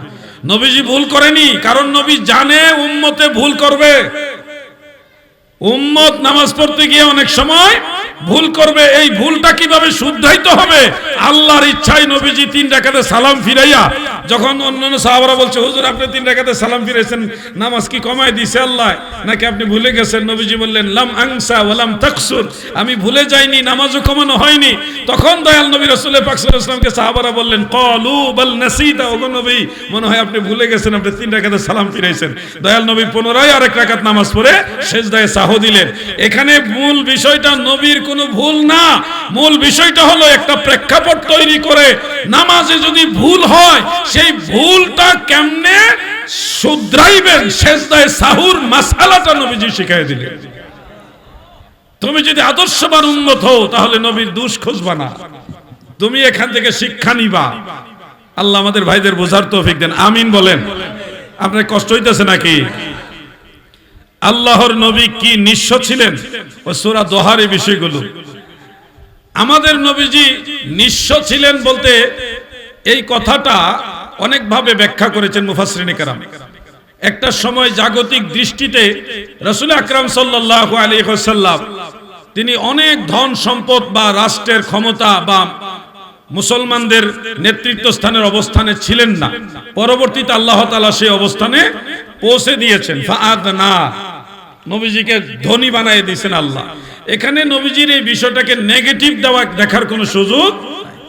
আল্লাহর হাবিব রাসূল আকরাম সাল্লাল্লাহু আলাইহি ওয়াসাল্লাম দোয়া করলে কবুল হয়, সেই হেতু নবীজি যদি দোয়া করতেন মক্কার পাহাড়গুলি স্বর্ণ বানায় দিতেন আল্লাহ। তো এই জন্য বাস্তবতাটা হলো দুনিয়া বিমুখতা, যেটাকে আজ জুহুদ বলা হয়। জুহুদ দুনিয়া বিমুখতা, এটাকে এখানে নিঃস্ব বোঝানো হয়েছে। দুনিয়া বিমুখতা, নবীজি সবসময় আখিরাতমুখী ছিলেন, সাহাবীদেরকে সেই শিক্ষাই দিতেন। আর পরবর্তীতে রাষ্ট্রীয়ভাবে মুসলিম মিল্লাতকে প্রতিষ্ঠিত করে গেছেন মদিনা মুনাওয়ারায় যাওয়ার পরে। এগুলি আপনাদের খেয়াল রাখতে হবে, শানে রিসালাতের ব্যাপার, দয়াল নবীর ইজ্জতের ব্যাপার, সম্মানের ব্যাপার। আল্লাহ আমাদের বোঝার তৌফিক দেন, আমিন। নবীজির সাহাবায়ে কেরাম কি সত্যের মাপকাঠি নয়? নিঃসন্দেহে সাহাবায়ে কেরাম সত্যের মাপকাঠি। এই আকীদা আহলুস সুন্নাহ ওয়াল জামাতের উলামায়ে কেরামদের আকীদা, এটা মানতে হবে। কোরআনের মধ্যে আমাদেরকে মাপকাঠি হিসেবে সাহাবীদের উল্লেখ করা হয়েছে। আল্লাহ নিজে সাহাবীদেরকে আমাদের মাপকাঠি হিসেবে উল্লেখ করেছে। যেমন আমিনু কামা আমানান নাস, তোমরা ঈমান আনো যেইভাবে সাহাবীরা, এখানে নাস দ্বারা সাহাবী, যেভাবে সাহাবারা ঈমান আনছে ওইভাবে ঈমান আনো। তাহলে মাপকাঠিটা দিল সাহাবায়ে কেরামের সাথে, মাপকাঠি দিল কাদেরকে? সাহাবায়ে কেরামকে। অতএব কোরআন অনুযায়ী প্রিয় নবীজির সাহাবীদেরকে সত্যের মাপকাঠি মানতে হবে, শুধু আমলের ক্ষেত্রে না, ঈমানের ক্ষেত্রেও। আপনি সঠিক ঈমানদার কিভাবে হবেন এই মাপকাঠিটা সাহাবীদের কাছ থেকে শিখে নেবেন। সাহাবায়ে কেরাম কিভাবে এটা মানছেন, তাহলে আপনি সঠিক রাস্তা পেয়ে যাবেন। আল্লাহ আমাদের বোঝার তৌফিক দেন, আমিন বলেন। স্পিকার ব্যবহার করে নামাজ পড়ানোর বিধান কি? লাউড স্পিকার ব্যবহার করে নামাজ পড়ানো সম্পর্কে ফিকহের মাসালা মোতাবেক এটা মুবাহ। মুবাহ মানে বৈধ, মুসলমানদের প্রয়োজন এটা মনে করলে জায়েজ আছে, ব্যবহার করতে পারবেন। আর যদি মনে করেন না আমরা স্পিকার ব্যবহার করব না, সরাসরি মুকাব্বিরের মাধ্যমে নামাজ পড়ব, তাহলেও আপনার জন্য সেটা উত্তম হবে। কিন্তু লাউড স্পিকার ব্যবহার করা নিষেধ না। সব সময় মনে রাখবেন, কোন বিষয়কে হালাল হারাম বানাইবার মালিক আল্লাহ এবং আল্লাহ রাসূল। দুনিয়ার কোন আলেম কোন বিষয়কে ইজতিহাদের মাধ্যমে হারাম বলতে পারবে না। ইজতিহাদ দ্বারা, কিয়াস দ্বারা কখনো হুরমত সাবেত হয় না, এটা মনে রাখবেন এই কথাটা। হারাম সাবেত হয় দলিলে কাতঈ দ্বারা, অকাট্য দলিল দ্বারা। অনেক ক্ষেত্রে খবরে ওয়াহিদ দ্বারাও হয়, কিন্তু এটা মুস্তাহিদ যারা, ওনারা সিদ্ধান্ত দিবেন, আমি আপনি পারবো না। সাধারণ আলেমরা এটার ফয়সালা দিতে পারবে না, মুজতাহিদ হওয়া লাগবে। উনি যদি খবরে ওয়াহিদ সামনে রেখে অন্যান্য দলিলকে আনুষঙ্গিক বিষয় রেখে উনি যদি রায় দেয়, তাহলে এক্ষেত্রে খবরে ওয়াহিদ কেন্দ্রিক আপনি একটা বিষয়কে হারাম মেনে নিতে হবে উনি রায় দিলে। যেই রায়টা একজন জজ সাহেব দিতে পারবে, এটা কি ভ্যান চালকে দিতে পারবে? খবরদার বুঝে শুনে সামনে এগোতে হবে। লাউড স্পিকার হারাম যারা বলেন, আপনারা এই উসুলটা ভুলে গেছেন যে মা আহাল্লাল্লাহু ফাহুয়া হালালুন ওয়া মা হাররামাহু ফাহুয়া হারামুন। আল্লাহ যা হালাল করে তাই হালাল, আল্লাহ যা হারাম করে তাই হারাম। অনুরূপভাবে রাসূল পাক সাল্লাল্লাহু আলাইহি সাল্লামকে আল্লাহ তাআলা সেই অথরিটি দিয়েছে, নবীজি যা চাইবেন সেটা হালাল, নবীজি যেটা চাইবেন না সেটা হারাম। ইয়া আইয়ুহাল্লাযীনা আমানু আতিউল্লাহ ওয়া আতিউর রাসূল, হে ঈমানদারেরা তোমরা আল্লাহর আনুগত্য করো, আমার রাসূলের আনুগত্য করো। অতএব হালাল এবং হারাম বানাইবার মালিক আল্লাহ এবং আল্লাহর রাসূল। কোন আলেমের ইজতিহাদ দ্বারা, গবেষণা বা কিয়াস দ্বারা কখনো হারাম সাব্যস্ত হবে না। আর একটা নতুন জিনিস, যেমন মাইক বাদ দিলাম, মাইকটা বাদ দিলাম, আপনাদের মোবাইল আছে কিনা হাতে হাতে? ঘুমাই রয়েছেন না? অথবা আরো সহজ করে দে, টর্চ লাইট ব্যবহার করেন না আপনারা? টর্চ লাইট ব্যবহার করা যাবে কিনা, যে জিনিসটা এইভাবে আগের যুগে ছিল না, এটা জায়েজ হবে কোন দলিলের ভিত্তিতে? ওটার দলিল হলো ওয়ামা সাকাতা আনহু ফাআফু আন, যেটার ব্যাপার আল্লাহ রাসূল হালালও বলে নাই হারামও বলে নাই, সেটা ক্ষমার তো আপনি এটা ব্যবহার করতে পারবেন, এটা অনুমতি প্রাপ্ত। আল হালালু বাইয়িন ওয়াল হারামু বাইয়িন, হালালও সুস্পষ্ট হারামও সুস্পষ্ট। যেটা আল্লাহ হালালও বলে নাই হারামও বলে নাই, নবীজিও হালাল বলে নাই হারাম বলে নাই, সুকুত অবলম্বন করছেন, নীরবতা, এই জিনিসটা ইসলামী শরীয়তে এটা মুবাহ। এটা কি? আল আসলু ফিল আশিয়াইল ইবাহাত, এটা উসুল আছে কিন্তু আল আসবাহ ওয়ান নাজায়ের মধ্যে আছে, কাওয়াইদুল ফিকহের মধ্যে আছে। আল্লামা মুফতি আমিমুল ইহসান মুজাদ্দিদি রাহমাতুল্লাহ আলাইহির লেখা কিতাবে যে আল আসলু ফিল আশিয়াইল ইবাহাত, প্রত্যেকটা জিনিসের মূল হলো বৈধতা। হুয়াল্লাযী খালাকা লাকুম মা ফিল আরদে জামিআ, জমিনে যা কিছু আছে সবই আল্লাহ মানুষের প্রয়োজনে সৃষ্টি করেছেন। অতএব সব কিছুই আমাদের জন্য বৈধ, যেগুলি আল্লাহ নিষেধ না করছেন।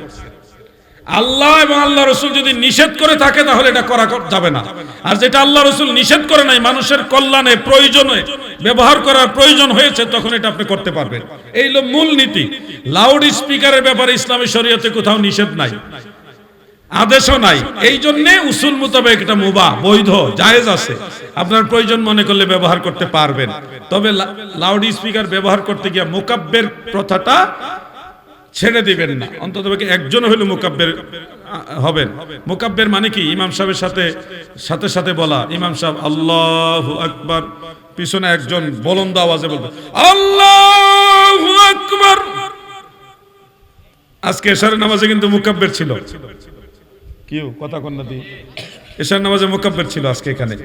দেখেন সুন্নতের আমল কিন্তু পীর ফাতেহাবাদ দরবার শরীফে আছে, এই দরবারে কিন্তু সুন্নতের আমল আছে। মারহাবা বলেন। এই মুকাব্বির হওয়াটা হলো সুন্নত, বড় জামাতের ক্ষেত্রে আরো জরুরি হয়। এই মুকাব্বির ঠিক রেখে আপনারা যদি লাউড স্পিকার ব্যবহার করতে চান তাহলে শরীয়তের উসুল মোতাবেক এটা জায়েজ আছে। আমাদের দেশে কিছু অবুঝ লোক আছে, এরা অমুক হুজুরে লেখছে এটা হারাম, আরে অমুক হুজুরের কোনো ক্ষমতাই নাই হারাম বানাইবা। পৃথিবীর কোন মুজতাহিদের কিয়াস দ্বারা হারাম সাব্যস্ত হবে না।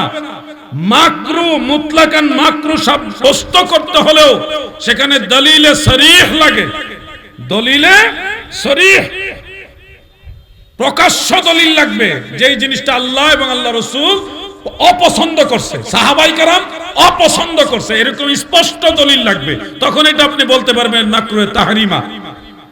আর যদি দেখেন না উলামায়ে কেরাম এটা ইসলামের অন্যান্য বিষয়ের সাথে লজিক্যাল বলতে সেটা করা উচিত নয়, সেটা মাকরুহে তাহরিমা হবে না, এটা মাকরুহে তানজিহি হবে। উসুল বুঝতে হবে, বাহরুর রায়কের মধ্যে এবং ফতোয়ে শামির মধ্যে উসুলগুলো আছে।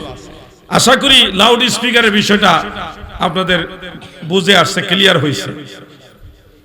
এটার মধ্যে প্রশ্ন যা ছিল শেষ, এর পরে আর একটা কাগজ আছে, এটা আলোচনা করে আমি শেষ করতে চাই। কি আপনারা থাকবেন না ওইটুকু সময়? তাহলে একটু জিকির করেন, আপনারা অনেকক্ষণ ধরে আদবের সাথে বসে আছেন, তো একটু আমল করেন। আল্লাহ, একটু আল্লাহুম্মা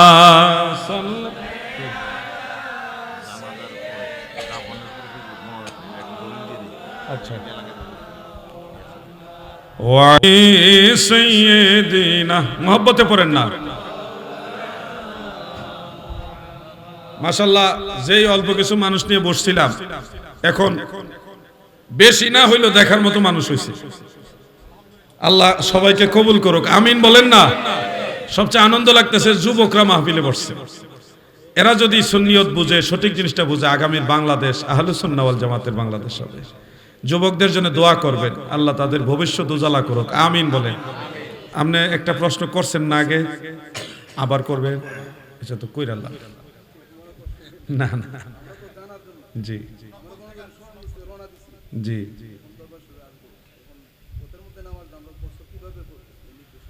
মাশাআল্লাহ, একটা গুরুত্বপূর্ণ প্রশ্ন উনি করছেন। ওনার বাড়ি সুনামগঞ্জ, আসছেন কুমিল্লা দেবিদ্বার পীর ফাতেহাবাদ দরবার শরীফে। এখন পথিমধ্যে আসতে গিয়ে বেশ অনেক সময় লাগে, 8-10 ঘন্টা 12 ঘন্টাও লাগে। এই সময়টা রাস্তায় তো কয়েক ওয়াক্ত নামাজ যায়, এই নামাজটা ওনারা কিভাবে আদায় করবেন? অনেক সুন্দর শিক্ষণীয় প্রশ্ন না? এই নামাজটা রাস্তায় যদি আপনার নামাজটা ফজর এবং মাগরিব হয় তাহলে কোনো কসর করা যাবে না। কসর এই 2 ওয়াক্তে নাই, ফজরের কোনো কসর নাই, মাগরিবেরও কোনো কসর নাই।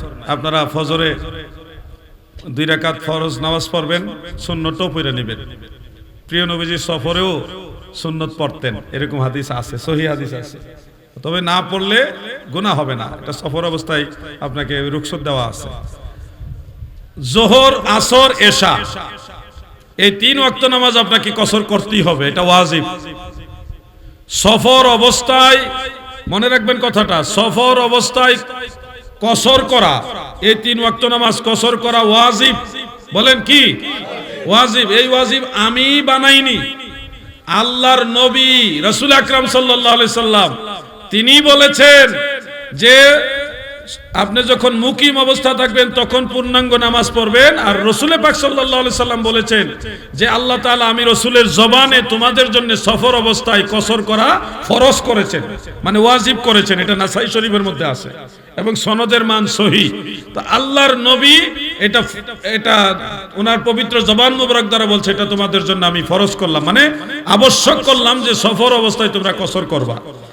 হযরত ওমর ফারুক রাদিয়াল্লাহু আনহু সহ বেশ কয়েকজন সাহাবী এই ব্যাপারে প্রশ্ন করছিলেন নবীজিকে, ইয়া রাসূলুল্লাহ, আমরা যদি সফরে এরকম পরিস্থিতিতে থাকি যেখানে কষ্টদায়ক কোনো হাল নাই, ইচ্ছা করলে আমরা যোহরের নামাজ 4 রাকাত ফরজ পড়তে পারবো, আসরও 4 রাকাত পড়তে পারবো, এশাও 4 রাকাত পড়তে পারবো, এরকম যদি শারীরিক সক্ষমতা থাকে, এই 3 দিন আপনি আল্লাহর জিয়াফত খাবেন। সুবহানাল্লাহ বলেন। এখন আল্লাহর জিয়াফত যদি আপনি না খাইয়া মনে করেন না আমি রোজা রাখবো, তাইলে কি আল্লাহ খুশি হবে না বেজার হবে? আর কবিরা গুনাহ হবে। শুধু বেজার না, আপনি ঈদের কুরবানি ঈদের পরের 3 দিনে রোজা রাখলে হারাম হবে। এই দিনগুলিতে রোজা রাখা হারাম। কেন হারাম? এই দিনগুলি আল্লাহর তরফ থেকে আমাদের জন্য জিয়াফত, আমাদের জন্য কি জিয়াফত। ঠিক তেমনি ভাবে সফর অবস্থায় কসর করা আল্লাহর তরফ থেকে আমাদের জন্য গিফট। এটা আমাদেরকে একটা স্পেশাল সম্মান দিছে, আপনারা সেটা গ্রহণ করেন। বিধান মেনে নিতে হবে, বিধানের বাইরে চলার কোনো সুযোগ নাই। আল্লাহ তাআলা বুঝার তৌফিক দেন, আমিন। যদি আপনারা ইমাম সাহেবের পিছনে যোহর, আসর, এশা 3 ওয়াক্ত নামাজ পড়তে চান সফর অবস্থায়, সেক্ষেত্রে সম্পূর্ণ নামাজ পড়বেন। ইমাম সাহেব যত পড়ে অতই পড়তে হইব, এখানে আবার কসর নাই। তবে আপনি যদি ইমাম হন তাহলে আপনি কসর করবেন। মুসল্লিরা আপনি সালাম ফিরানের ডান দিকে সালাম ফিরে, বাম দিকে সালাম ফিরাবেন, তখন মুকিম মুসল্লিরা দাঁড়ায়া সম্পূর্ণ নামাজ কমপ্লিট করবে। কিন্তু আপনি ওই 2 রাকাতেই সালাম ফিরাইতে হবে, আপনার জন্য এটা ওয়াজিব। এটা মাসআলা হলো যখন একামত দিবেন, মুয়াজ্জিন সাহেব একামত দেওয়ার পরে নামাজ শুরু করার আগে মুসাফির ইমাম সাহেব বলবেন এভাবে, ইমাম মুসাফির, এটা অ্যানাউন্স করতে হবে। তাহলে মুসল্লিদের এটা জানা হয়ে যাবে। অ্যানাউন্স যদি করতে নাও পারে অসুবিধা নাই, কারণ মুসল্লিরা জানেন যে 2 রাকাত ফরজ যোহরের হবে না। যখন 2 রাকাত ফরজ না হবে তখন ডাইন দিকে সালাম ফিরে, যখন বাম দিকে সালাম ফিরে ফেলবে তখনই মুসল্লিরা যারা জ্ঞানী তারা বুঝবে যে ইমাম সাহেব মুসাফির, আমাদের পূর্ণাঙ্গ নামাজ আদায় করতে হবে। তোমরা দাঁড়ায় পড়ে নিবে, আল্লাহ আমাদের বুঝান। আচ্ছা, খুশি হয়েছেন নি? হুজুর শুই না খুশি হয়েছি, মারহাবা বলেন। আসলে এগুলি আমাদের দরকারি মাসালা, চলার পথে সবার দরকার। এই ধরনের, যেমন আমি আজকে ডাইরেক্ট প্রশ্ন করার সুযোগ দিতেছি, কাগজ দিতেছি, এত সুযোগ কোনো বক্তা দিত না। ডরাইব কোন আন্দানা ফেস লাগে যায়, দেয় না তো ভাই, দেয় না। হাতে গোনা কয়েকজন ছাড়া আর কেউ দেয় না, প্রশ্ন করার সুযোগ দেয় না, কোন আন্দানি ফেস লাগাই দেয়। আমার কথা হলো আমি না জানলে কমু, যেটা আমি জেনে আপনাদের জানাবো, কিন্তু মানুষের সাথে আমার সম্পর্ক তৈরি করতে হবে, ধর্ম সম্পর্কে চর্চা বাড়াতে হবে। আল্লাহ তাআলা বুঝার তৌফিক দেন। সর্বশেষ প্রশ্ন, সালাম দিয়েছেন, আসসালামু আলাইকুম ওয়া রাহমাতুল্লাহ, সবাই উত্তর দেন। ওয়া আলাইকুম আসসালাম। ইমাম সাহেবের পিছনে মুক্তাদি যদি কোনো ওয়াজিব তরক করে তাহলে কি আর এটা কোনো তবে কিভাবে কোনোভাবে শুধরানোর ব্যবস্থা আছে? সিজদায় যে 5টি অঙ্গের মাটিতে থাকতে হয়, কেন একটি অঙ্গ যদি মাটি থেকে সরে যায় তাহলে কি নামাজ হবে? এমনটা জামাতে হলে অথবা একা একার নামাজের মধ্যে হলে নামাজ হবে কি? অনেক গুরুত্বপূর্ণ প্রশ্ন, মনে রাখবেন। ইন্নামা জুইলাল ইমামু লিইউতাম্মা বিহি, নিশ্চয় ইমামকে নিযুক্ত করা হয় তার আনুগত্য করার জন্য। আপনি ইমামের পিছনে ইক্তেদা করেছেন, বেখেয়াল ইমামের পিছনে কোনো একটা হয়ে গেছে, ওয়াজিব তরক হয়ে গেছে বেখেয়াল, সেক্ষেত্রে আপনার করণীয় কি এটা আপনার সবার জানতে হবে। মনে রাখবেন, ইমাম সাহেব যখন জামাতে দাঁড়ায়, এখন মুসল্লিদের সামনে দিয়ে অনেকে যাইতে চায় সূত্রা ছাড়া, তো সেক্ষেত্রে মুসল্লির সামনে গেলে অসুবিধা নাই, ইমাম সাহেবের সামনে দিয়েও যদি যায় তাহলে গুনাহগার হয়ে যাবে। তো এই বিষয়টার দিকে খেয়াল রেখে, বেখেয়াল যদি ইমামের পিছনে কোনো নামাজ আপনার নামাজে ওয়াজিব ছুটে যায়, সেক্ষেত্রে সাথে সাথে ইমামের আনুগত্য ভিতরে আপনি থাকবেন, তাহলে ইমামের আনুগত্যের কারণে আল্লাহ তাআলা আপনার নামাজটা নিয়ে নিবে। ওই যে ধানের সাথে সিটা যেমন পার হয় এরকম। আর যদি আপনার এরকম সুযোগ থাকে যে প্রথম রাকাতেই এখনো সুযোগ আছে, আপনি চাইলে করতে পারবেন, এটা এরকম হয় না সাধারণত। দ্বিতীয় তৃতীয় রাকাতেই ভুলগুলি হয়, দ্বিতীয় তৃতীয় রাকাতেই ভুলগুলি হয়। প্রথম রাকাতে যদি আপনার ওয়াজিব ছুটে যায় অথবা ফরজ আপনার ইচ্ছাই বা অনিচ্ছায় ছুটে গেছে, সেক্ষেত্রে আপনি ওই রুকুতে যাওয়ার সাথে সাথে বা রুকুতে যাওয়ার আগেই আপনি আবার তাকবীরে তাহরিমা দিয়ে ওই নামাজের রাকাতে শামিল হয়ে যাবেন। তবে ইমামের পিছনে অনিচ্ছাকৃত যদি ওয়াজিব ছুটে যায়, সেক্ষেত্রে ইমামের আনুগত্যের ভিতরে থাকলে ইমামের সাথে আপনার নামাজ আদায় হয়ে যাবে। আল্লাহ তাআলা এটা ক্ষমার নজরে দেখবেন। আল্লাহ আমাদের বুঝার তৌফিক দেন, আমিন। ওয়াল্লাহু আ'লামু বিস-সাওয়াব। সিজদায় যে 5টি অঙ্গ, সিজদা 5টা অঙ্গ না, সহিহ বুখারীতে আছে 7টা অঙ্গ জমিনে লাগাইতে হয়, আর হানাফি মাযহাব মোতাবেক 8টা অঙ্গ জমিনে লাগাইতে হয়, 5টা না 8টা। কয়টা? আমি হিসাব দেখাই দেই। 2 পায়ের পাতা 2টা হলো, 2 হাঁটু 4টা হলো, 2 হাত 6টা হলো, নাক একটা, কপাল একটা, এই 8টা অঙ্গ সিজদার মধ্যে লাগাইতে হবে। এইগুলো সিজদার শর্ত। ফতোয়া শামির মধ্যে উল্লেখ আছে, সিজদা অবস্থায় এই 8টা অঙ্গের কোনো একটা অঙ্গ যদি জমিন থেকে উঠে যায় তাহলে নামাজ মাকরুহ হয়ে যাবে। আর যদি সিজদায় আছেন, সিজদা অবস্থায় যদি 2 পা, এই যে খেয়াল করেন, এদিকে খেয়াল করেন, এটা অনেকের ভুল হয়। সিজদায় আছেন, এই অবস্থায় 2টা পা এইভাবে জমিনে খাড়া করে লাগা রাখতে হবে, আঙ্গুল কমপক্ষে 2টা জমিনে লাগতে হবে, 2টা আঙ্গুল জমিনে লাগা রাখতে হবে। অবহেলা করে যদি সিজদা অবস্থায় একটা পা জমিন থেকে উঠে যায় তাহলে আপনার নামাজটা মাকরুহ হয়ে যাবে, পরিপূর্ণ নামাজ হবে না, ত্রুটিযুক্ত নামাজ হবে। আর সিজদার সময়, সিজদা অবস্থায় যদি 2 পা জমিন থেকে উঠে যায় তাহলে সিজদা সহিহ হবে না, মানে নামাজই হবে না, নামাজ বাতিল হয়ে যাবে। কথা কি বুঝতেছেন আপনারা? অনেকে অবহেলা করে সিজদার ভিতরে পা 2টা তারে নারে করে, কেউ এমনে রাখে, কেউ এমনে রাখে, কেউ একটা আলগি মারে, কি একটা অবস্থা অনেক সময় দেখি। তো সিজদার সময় 2 পায়ের আঙ্গুলগুলো জমিনে এইভাবে লাগিয়ে রাখতেই হবে, মনে থাকবে আপনাদের। দাঁড়াইয়া রইছেন কিয়ামরত অবস্থায় নামাজে, মশা কামড় দিছে, এক পাওয়ারে খাড়া করে রেখে আরেক পাও দিয়ে এইভাবে খাই যায় অনেকে। সিজদার ভিতরেও পায়ের মধ্যে মশা কামড় দিছে, এখন এক পাও দিয়ে আরেক পাওয়ারে খাই যায়, কি আসেনি না নাই ভাই? খবরদার, নামাজ কিন্তু মাকরুহ হয়ে যাবে, মশার কামড় সহ্য করতে হইব। নাইলে মেয়রে ধরেন, চেয়ারম্যানরে ধরে নাই, আপনি আমাদের মেয়র, আমাদের চেয়ারম্যান, আমাদের এলাকায় এত মশা কেন, ওনারা ধরেন। কথা বলছেন না? তাহলে মশা মারার মেডিসিন দিব, তাহলে মশা কমে যাবে, নাহলে কয়েল জ্বালাইবেন, কি করবেন? এখন মশার কামড় খাইলেও ওই অবস্থায় যদি আপনি ফাও তুললে ফেলেন তাহলে আপনার নামাজের ক্ষতি হয়ে গেল। আল্লাহ আমাদের আমল করার তৌফিক দেন, আমিন। আল্লাহু আ'লামু বিস-সাওয়াব। জামাতের ক্ষেত্রেও ইমামের আনুগত্য, এটা ওই সেম বিষয়টা। ইমাম সাহেবের পিছনে নামাজ পড়তে গিয়ে ও মুসল্লিরা তারে নারে করে পাও, খবরদার, সেম বিষয়। ইমামের আনুগত্যের ভিতরে থাকবেন। ভুলে 3 জাতের গুনাহ, ভুল আল্লাহ মাফ করে দেয়, দয়া করে মাফ করে। 3 জাতের গুনাহ। কয় জাতের গুনাহ? এর মধ্যে একটা হলো আপনি জানেন না এটা গুনার কাজ, কিন্তু করে ফেলছেন। করার সময় আপনার এটা জানা ছিল না যে এটা ভুল। এই জিনিসটা কি? ভুল এবং অন্যায়, গুনার কাজ। পরবর্তীতে জানলেন আরে এটা তো করা ঠিক না, এটা তো গুনার কাজ। এই যে আগে অজান্তে গুনার কাজটা করছেন, ভুল কাজটা করছেন, এটা যদিও ভুল, কিন্তু আল্লাহর দয়ার গুণে ওই ভুলটা আল্লাহ মাফ করে দিবে। সুবহানাল্লাহ। এটা হলো একটা গুনাহ, আল্লাহ মাফ করবে। আরেকটা বলে দেই, সেটা হলো আপনি জানেন এটা গুনার কাজ, কিন্তু ইচ্ছা করে করেন নাই, চাপে পড়ে করছেন, যে লাইফ রিস্ক, এটা কর নাইলে তোরে এই করে লামু। এখন আপনি যে কোনো একটা প্রেসারে পড়ে, লাইফ রিস্কে পড়ে একটা গুনার কাজ করে ফেলছেন। আপনি জানেন এটা গুনার কাজ। আল্লাহ কত দয়াল দেখেন, আমার আল্লাহ কত মেহেরবান। চাপে পড়ে গুনার কাজ করার পরেও আল্লাহ তো জানে আপনি ইচ্ছা করে করেন নাই, চাপে পড়ে করছেন। এইটা গুনাহ হওয়া সত্ত্বেও আল্লাহ এটা গুনাহ হিসেবে লিখবেন, এটা মাফ করে দিবে। আল্লাহ তাআলা যেন আমাদের সবাইকে বুঝার তৌফিক দেন, আমিন বলেন। আজকে আর আলোচনার সামনে দীর্ঘায়িত করছি না, দোয়া চাই। ও আমাকে হুজুর বলতেছে যে জানাজার পরে দোয়া করা যাবে কিনা, এই বিষয়টা একটু বলার জন্য। আপনারা খুশি হবেন না বেজার হবেন জানি না, আমাদের দয়াল নবীজির ইন্তেকাল শরীফ, নবীজি তো সশরীরে জিন্দা, বোঝানোর জন্য আমি বলছি, প্রিয় নবীজির ইন্তেকাল শরীফের পরে অনানুষ্ঠানিক জানাজা হয়েছে, যার যার ব্যক্তিগত, ইমাম ছাড়া ব্যক্তিগতভাবে তাকবীর পড়েছে, সালাতু সালাম বলেছে। এই যে অনানুষ্ঠানিক জানাজা, এটার পরে হযরত আবু বকর সিদ্দিক, হযরত আলী রাদিয়াল্লাহু আনহুমা, ওনারা সমস্ত সাহাবীদের নিয়ে সম্মিলিত দোয়া করেছে। এই কথাটা ভালোভাবে খেয়াল রাখবেন, এটা আপনাদের প্রয়োজন হবে।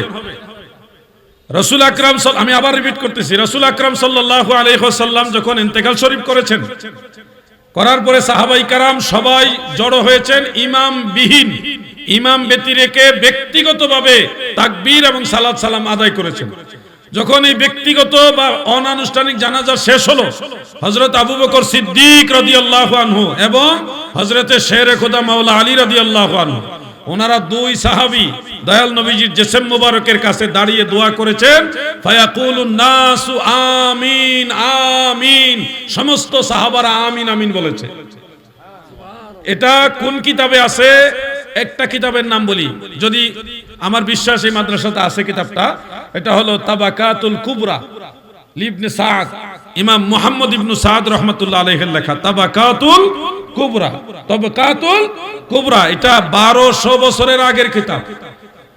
যিনি লিখেছেন উনি ইমাম বুখারী রাহমাতুল্লাহ আলাইহির উস্তাদ, ইমাম বুখারী রাহমাতুল্লাহ আলাইহির উস্তাদ। ইমাম বুখারী ইন্তেকাল করেছে 256 হিজরিতে, আর মুহাম্মদ ইবনে সাদ রাহমাতুল্লাহ আলাইহি ইন্তেকাল করেছে 230 হিজরিতে, ওনারও অনেক আগের। সেই কিতাবে 2টা সনদে এই হাদিসটা আছে। কয়টা সনদে? 2টা সনদে এই হাদিসটা আছে, একটা সনদ না, 2টা সনদ। এই জন্য জানাজার পরে সম্মিলিত দোয়া করা এটা সুন্নতে সাহাবা, মুস্তাহাব, জায়েজ আছে। আলেম ভাইরা গো, কিছু আলেম ভাইয়ের, আমার জাতি ভাই, আমার মহব্বতের ভাই, তাদের প্রতি আমার দাবি আছে। সেই হিসাবে বলছি, অনেকে বলে হানাফি মাযহাবে জানাজার পরে দোয়া করা নিষেধ। ভাইরে, একটা পড়লেন আরেকটা পড়লেন না, একটা বলেন আরেকটা বলেন না, কেন ভাই? ফতোয়ে বাহরুর রায় হানাফি মাযহাবের বিখ্যাত কিতাব, সেখানে 2টা মাসালা আছে। একটা হলো ইমাম আব্দুর রশিদ ইফতিখারউদ্দিন ইবনে আব্দুর রশিদ আল বুখারী রাহমাতুল্লাহ আলাইহির লেখা খুলাসাতুল ফাতাওয়া, আমার কাছে সেই কিতাবটা আছে, অনেক প্রাচীন কিতাব। সেখানে উনি বলেছে লা ইয়াদউ বা'দা তাসলিম, জানাজার পরে দোয়া করবে না, এটা হলো নেগেটিভ ফতোয়া। আরেকটা হলো ফতোয়া বাহরুর রায়কের মধ্যে উল্লেখ, ফাদিলাতুশ শেখ ইমাম ফাদলি রাহমাতুল্লাহ আলাইহি হানাফি মাযহাবের একজন মুস্তাহিদ ফকি, উনি বলেছেন জানাজার পরে দোয়া করা লা বাসা বিহি, কোনো অসুবিধা নাই, জায়েজ আছে। এটাও হানাফি মাযহাবের ফতোয়া। মারহাবা কর। অতএব আপনাকে একটা বললে হবে না, 2টাই বলতে হবে। আমি তো লুকাইলাম না, আমি তো বলে দিলাম, একজন বলছে না জায়েজ, আরেকজন বলছে জায়েজ। এখন না জায়েজের ফতোয়ার পিছনে কোনো নস নাই, কিন্তু জায়েজের ফতোয়ার পিছনে নস আছে। সাহাবীদের আমল আছে, তাহলে আমরা কোনটা মানবো? যেটা সাহাবারা করছে ওইটা মানবো না? আপনি যদি মনে করেন আপনার মা আপনার বাবা মারা গেছে, দোয়া করবেন না, কইরেন না ভাই। আপনার মা বাবার জন্য আপনি দোয়া না করলে আমাদের কোনো লস নাই। আমাদের মুরব্বী কেউ মারা গেলে, আমাদের মা বাবা, আমাদের বন্ধু আহবাব কেউ মারা গেলে আমরা তাদের জন্য দোয়া করি, কারণ এই দোয়া তারাও পাবে, ওই কবরস্থানে যত মুর্দার আছে সবাই দোয়াটা পাবে। আমরা যেদিন দুনিয়াতে থাকবো না আমরাও দোয়া পাবো। যাদের দোয়া দরকার আছে আপনারা দোয়া করবেন, আর যদি মনে করেন দোয়া দরকার নাই, কইরেন না, ঝগড়া করার দরকার কি? আমাদের দোয়া দরকার আছে, আপনাদের দরকার আছে কিনা? সবাই বলেন দোয়া দরকার আছে। জানাজার পরে তাহলে দোয়া করবেন, এটা জায়েজ আছে, মুস্তাহাব। কাতার ভেঙ্গে দাফনের পরে তালকিন করা জায়েজ আছে, এটা সুন্নত, শুধু জায়েজ না, মুস্তাহাব পর্যায়ের সুন্নত। তালকিন দেওয়া, কবরস্থানে তালকিন দেওয়া সুন্নত। মাটি দেওয়া, দাফন করার পরে লাশ দাফন হয়ে গেলে কবরস্থানে কিনার তালকিন দেওয়া কি সুন্নত? সুন্নত। তালকিনটা কয়েক ধরনের হাদিস আছে। তো একটা হলো মুসনাদু আবদ ইবনে হুমাইদ, একটা কিতাব আছে, ইমাম বুখারীর উস্তাদ উনি আবদ ইবনে হুমাইদ রাহমাতুল্লাহ আলাইহি riwayat করেন, সনদের মান সহিহ। সাহাবায়ে কেরাম তালকিন দিতেন কবরস্থানের কাছে উচ্চ আওয়াজে এইভাবে, আল্লাহু আকবার, আল্লাহু আকবার, আল্লাহু আকবার, উচ্চ আওয়াজে এইভাবে তাকবীর বলতেন ওনারা।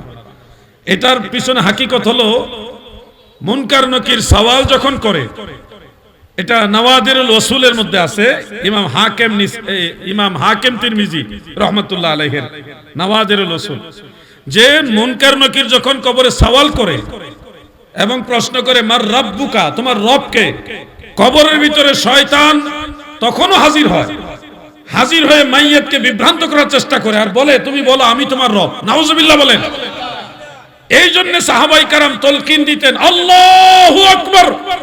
এই আল্লাহু আকবার বলার সাথে সাথে শয়তান ওখানে থাকতে পারে না, যার কারণে মৃত ব্যক্তিকে বিভ্রান্ত করতে পারে না। এটা হলো সাহাবীদের সুন্নাত। তালকিনের একটা পদ্ধতি হলো তাকবীর বলা, উচ্চ স্বরে তাকবীর বলা।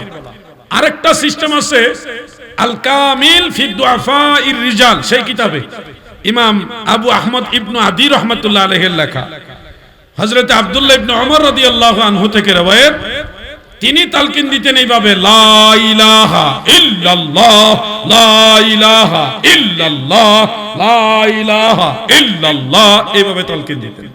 এটার সনদ দুর্বল, কিন্তু ফাজাইলের ক্ষেত্রে এটা গ্রহণযোগ্য। আদ-দাঈফু ইউমালু বিহি ফিল ফাদাইল বিল ইত্তেফাক, সর্বসম্মতিক্রমে ফাজাইলের ক্ষেত্রে দুর্বল সনদের হাদিস গ্রহণযোগ্য। অতএব তালকিনের আরো অনেক হাদিস আছে, আমি স্যাম্পল হিসেবে দুইটা বললাম। তালকিন দেওয়া সুন্নত, তালকিন দিবেন, কবরবাসীর সাথে সম্পর্ক বিচ্ছিন্ন করেন না, খুব তাড়াতাড়ি ওনাদের সাথে আপনি মিলিত হবেন। হ্যাঁ, কবরস্থানে আওয়াজ দিয়ে বলতে হবে, ওইটা সুন্নাহ দ্বারা সাবিত না, কিন্তু আপনি বলতে পারবেন, কারণ যেইটাই আপনি বলেন কবরবাসী সেটা শুনে। আল ইস্তিসকারের মধ্যে হাফেজ ইবনু আব্দুল বার রাহমাতুল্লাহ আলাইহি বিশুদ্ধ সনদে হাদিস আছে, কবরের বাহির থেকে আপনারা যা বলেন এটা কবরবাসী স্পষ্ট ভাষায় শুনে। আর সুনানু আবি দাউদের মধ্যে আছে, সুনানু আবি দাউদের মধ্যে আছে, আপনি যে হাঁটেন সে জুতার আওয়াজও শুনে, এটা বুখারী শরীফের মধ্যে আছে। আর আল ইস্তিসকারের মধ্যে আছে কথার আওয়াজও শুনেন। এজন্য আপনি যদি বাহির থেকে বলেন রাদিতু বিল্লাহি রাব্বান ওয়া বি মুহাম্মাদিন সাল্লাল্লাহু আলাইহি ওয়াসাল্লাম নাবিয়্যান ওয়া রাসূলাহ ওয়া বিল ইসলামি দীনা ওয়া বিল কুরআনি ইমামা, এভাবে যদি আওয়াজ দিয়ে বলেন, এটা ওই মৃত ব্যক্তিকে আল্লাহ তাআলা এটা সাপোর্ট হিসেবে পৌঁছায় দেয়। যে কোনো ভাবে আপনি ইয়া করবেন। আমাদের এলাকায় তালকিন প্লাস ইসালে সওয়াব অনেক ভাবে হয়, যেমন চার কুল পরে, চার কুল ইসালে সওয়াবের নিয়তে পরে আবার তালকিনও হয়ে যায়, একসাথে দুইটা হয়ে যায়। এই চারটা কুল, সূরা কাফিরুন, সূরা ইখলাস, সূরা ফালাক, সূরা নাস, চারটা সূরা পড়ে খুঁটিগুলি গাইরা দেয়। এটা উদ্দেশ্য হলো ইসালে সওয়াব।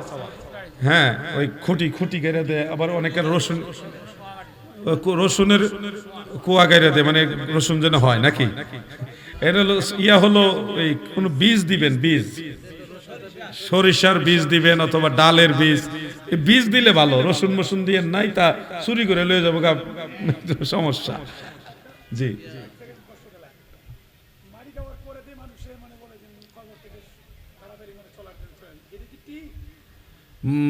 মানুষ মারা গেলে লাশ দাফনের পর অনেকে বলে তাড়াতাড়ি সরো 40 কদম দূরে যাও, কবরে মুনকার নবীর আইব।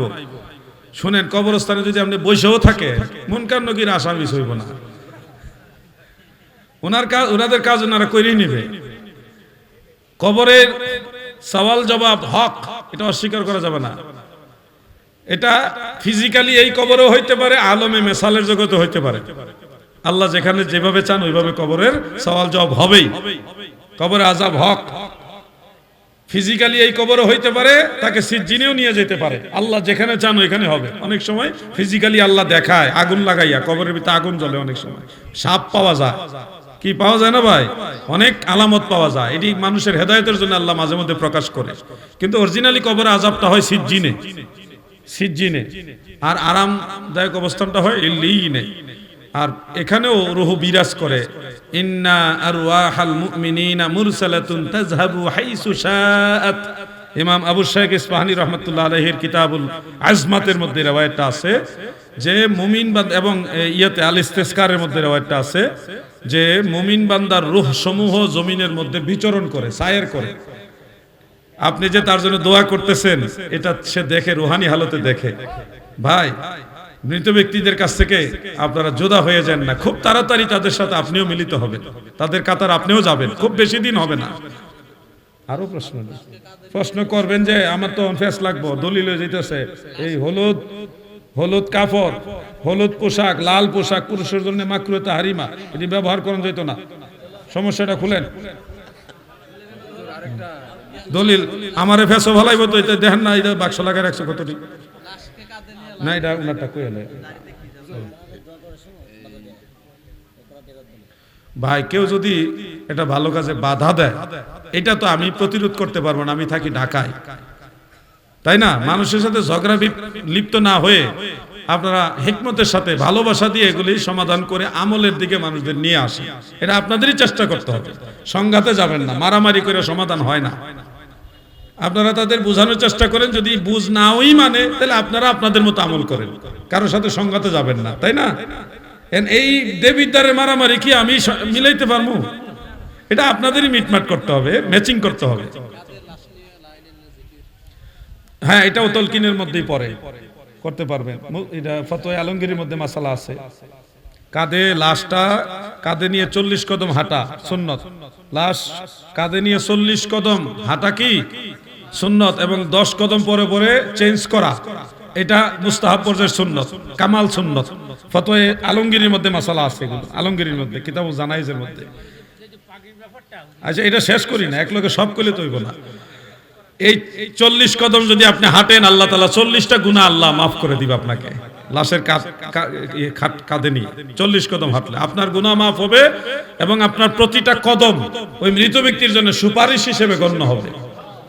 এগুলি রিওয়ায়াত আছে তারিখ ইবনে আসাকিরে মুআজামুল কাবীর লিল তাবারানীতে, মুসান্নাফ ইবনে আবি শাইবার মধ্যে, এবং ফাইজুল কাদির লিল মানাবি, ওই কিতাবে রিওয়ায়াতগুলো আছে। যাক, শেষ করলাম, আরেকটা কর। হুজুর, এখন তারাবি নামাজ আমি দাঁড়াইয়া বললাম যে এই তারাবি নামাজের সবাই হাদিয়াটা দেন হুজুরের। এখন এক্সাম্পল, হুজুরে হাদিয়া পাইব 30,000, পড়ছে 50,000, 20,000 টাকা কি মসজিদে কমিটিরা সিদ্ধান্ত করে লাগাইতে পারে? না না, শুনেন, ইমাম সাহেবের হক নষ্ট করেন না। মানুষ যদি ভালোবেসে হাফেজ সাহেবকে বা ইমাম সাহেবকে টাকাটা দিয়ে থাকে, কমিটির ভাইয়েরা বাবারা এটা ইমাম সাহেবদেরকে দেন, তাদেরকে দেন, তাদেরকে স্বাচ্ছন্দ্য বোধে চলতে দেন, দেখবেন ইসলাম সুন্দর হবে, ইসলামের প্রত্যেকটা কাজ আরো গতিময় হবে। মসজিদের জন্য প্রয়োজনে আলাদা কালেকশন করেন, আপনারা আলাদা কালেকশন করেন, ইমাম সাহেবরে দিয়ে এই কালেকশনটা করান, হাফেজ সাহেবরে দিয়ে করান, আল্লাহ আপনাদের বরকত দেবে। কিন্তু ইমাম সাহেবের জন্য ভালোবেসে মানুষ টাকাটা দিচ্ছে, এটা ইমাম সাহেব কি দেন, তার বাচ্চা কাচ্চা নিয়ে ভালোভাবে চলতে দেন। আপনার সংসার চালাইতে যেমন অনেক টাকা পয়সা লাগে, একজন ইমাম সাহেব তারও ছেলে মেয়ে পরিবার পরিজন আছে, তাকে আপনারা সহযোগিতা করেন, ইসলামের প্রত্যেকটা কাজ গতিময় হবে। আশা করি আমার ভাইরা আরো এহসান করবেন। আচ্ছা, এটা হয়ে গেছে তো, ওইটা হয়ে গেছে অটোমেটিক, দেখছেন। আজকের মতো আলোচনা এখানে শেষ। যদি হায়াতে বেঁচে থাকি দেখা হবে ইনশাআল্লাহ পীর ফাতেহাবাদ দরবার শরীফ, নিঃসন্দেহে। আরে এটা আরেকটা, হুজুর ইস্তেনজার পর 40 কদম হাঁটার বিধান কি, অথবা এই বিষয়ে কোনো হাদিস আছে কি? শুনুন এই বিষয়টা নিয়ে আমি আলাদা স্টাডি করছি, সময় দিছি, বিভিন্ন কিতাবের পর কিতাব, বিভিন্ন ফেকার কিতাব, তাখরিজের কিতাব ঘাটছি, কিন্তু 40 কদম হাঁটা লাগবে এই ব্যাপারে আমি কোনো জাল রেওয়ায়ত পাইছি না। এটা আমার দুর্বলতা, আমি স্বীকার করছি, আমি পাইছি না। 40 কদম হাঁটা লাগবে এই ধরনের কোনো রেওয়ায়ত আমি পাইনি। কেউ পেলে আমাকে দিবেন, আমি শিখবো। আমার জানা মতে এই ধরনের কোনো রেওয়ায়ত নাই। হ্যাঁ, কি করবেন আপনি? ঢিলা ব্যবহার করবেন, টিস্যু ব্যবহার করবেন, করে দাঁড়াবেন, একটু কাশি দিলেন যেন, কারণ পুরুষের মূত্র নালীটা এটা পেছানো থাকে, পুরোপুরি যেন প্রস্রাবটা খালাস হয়, বের হয়। এই জন্য আপনাকে একটু অপেক্ষা করতে হবে, তাড়াহুড়া করা যাবে না। একটু দাঁড়াবেন, একটু নড়াচড়া করবেন সামান্য, যেন আপনি পরিপূর্ণভাবে পবিত্র হতে পারেন। প্রস্রাব করলেন, পানি নিলেন বা দিলেও নিলেন, কিন্তু লাইনের ভিতরে পানি রয়ে গেছে, একটু পরে আবার এই লাইনের পানি বের হয়েছে, তাহলে জিনিসটা খারাপ হয়ে গেল না? এই জন্য দায়িত্ব নিয়ে সচেতনতার সাথে প্রস্রাবের ঢিলাটা ব্যবহার করবেন। এছাড়া 40 কদম হাঁটার ব্যাপারে আমার জানা মতে কোনো রেওয়ায়েত নেই। কারো জানা মতে থাকলে আমাকে দিবেন, আমি জানবো, শিখার কোনো শেষ নাই। আল্লাহ তাআলা বুঝার তৌফিক দেন, আমিন।